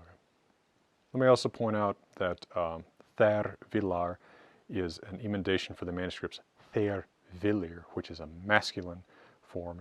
It would mean male wizards or witches or something, which haven't been referred to here because Tunriður is feminine. So most editors do amend to Thar Villar to make that agree with Tunriður. 156. That kan ekkit elifta ef ek skal til orustu leiða langvinni. Under randere gell en þer með ríki fara, heilir hildar til, heilir hildi frá, koma þer heilir hvaðan. I know that the 11th, that kantatit elipta. If I shall, if ek skal, or if I must, lead, leiða, long friends, old friends, langvinni, to battle till orustu. I sing under shields, ekkel under randir, and they go with power, go with victory, and þeir fara með ríki. Whole or safe or healthy, heilir, to battle, til hildar. Whole from battle, heilir, frá hildi. They come, þeir koma, whole, heilir, from everywhere, hvaðan. 157. Það kann ekki tólfta, ef ek sé á tré uppi, vofa virgilno. Svo ek rist og í runum fokk, at så gengur gummi og mælir við mig. I know that the 12th, that kantatit tólfta, if I see, ef ek sé, up on a tree, uppi á tré, waving, dangling, vova, a noose corpse, virgilno, so a hanged man. I so carve, ek svo rist, and I color in runes, ok, with the ek being suffixed to for paint as just k, in runes, I runum, that man, ot så gummi, walks, gengur, and speaks with me, ok mælir with me. Of course, Odin is deeply associated with the hanged, and he does speak with the dead in many instances, most famously perhaps in Baldur's Dramar. 158. That kanneket thretonda, evek skal thegen ungan verpa vatni å. Munat han falla, thot han I folk komi. Hnigra så hallar för hjorum. Another the 13th, ek kantatet thretonda. If I shall, or if I must, evek skal throw water on a young man. Verpa vatni å ungan thegen. Now, this is not the typical verbiage used to describe the ritual that we often read of in the sagas and in some poems, like Ríkstula, for casting water on a newborn during the naming ceremony. There, the verb that's used is ausa, sprinkle, rather than verpa, throw, like you see here. And also the word thegen typically is used of an adult man, especially a wealthy adult man. Notice that the carver in stanza 151, who carves runes that Odin knows how to turn against the carver, is also a thegen. So I'm not so sure as I once was that this refers to the naming ceremony for newborns, but rather this may be a separate thing that may be done for an adult man. Somehow Odin throws water on that man to make him impervious to death in battle. So in the second half, he will not fall, han munat falla, though he come into battle, thot han komi I folk. Folk is so often used in Norse poetry not to mean people, but to mean army or a coming together of armies of battle. That man, so haller, does not kneel, nigra, before swords, för hjorum. 159. That kanneket fjortonda, evek skal fyrda liði telja tiva fyrir. Åsa och olva kan allra skill, for kan åsnatter svå. I know at the 14th, kantat at fjortonda. If I shall, or if I must, evek skal count telja, gods, tiva, before the people of men, fyrda liði, so before men. I know the distinctions, ek kan skill, of all gods and elves, allra osa och olva. Few unwise, for osnotter can svå, so not many fools know all the gods and elves like Odin does. And it takes a spell, apparently, to know all this. 160, that kanneket fimtonda gol þjóðrærir dvergur för dellingsdurum. Avl gol han åsum en olvum frama, higju hroftati. I know at the 15th, that kantatet fimtonda, which þjóðrærir, a dwarf, dvergur, sang before Delling's doors, for Delling's durum. Now in 5 of Odin's riddles in the saga of Hervor and Hathrak, he uses Fyr Delling's durum before the doors of Delling as a line in his riddle. He sang Hangol, power for the gods, Avl Osum, and fame or forward-going Frama for the elves, Olvum, and wisdom for Hroftatur, which is a name of Odin, which also occurs in the poem Hávamál. 161, that kanneket sextonda, evek villins finnamans hava gedalt och gaman. Hugi ek hvervi huit armei konu och snö ek hennar olum seva. I know at the 16th, kantat ek sextonda.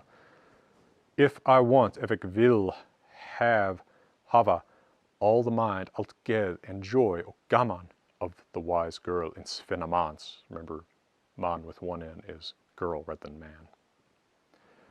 I change the minds, a hvervi hugi, of the white-armed lady, probably beautiful armed lady, since wheat, when used of women and gods, seems to be beautiful more than a color. And notice that because the mind is a body part, so to speak, we're using the dative here and not the possessive. It's not her mind, it's the mind to her, to this girl. And I turn, ok, sny, all her mind, olum hennar seva. 162, that kanek it sjatjonda.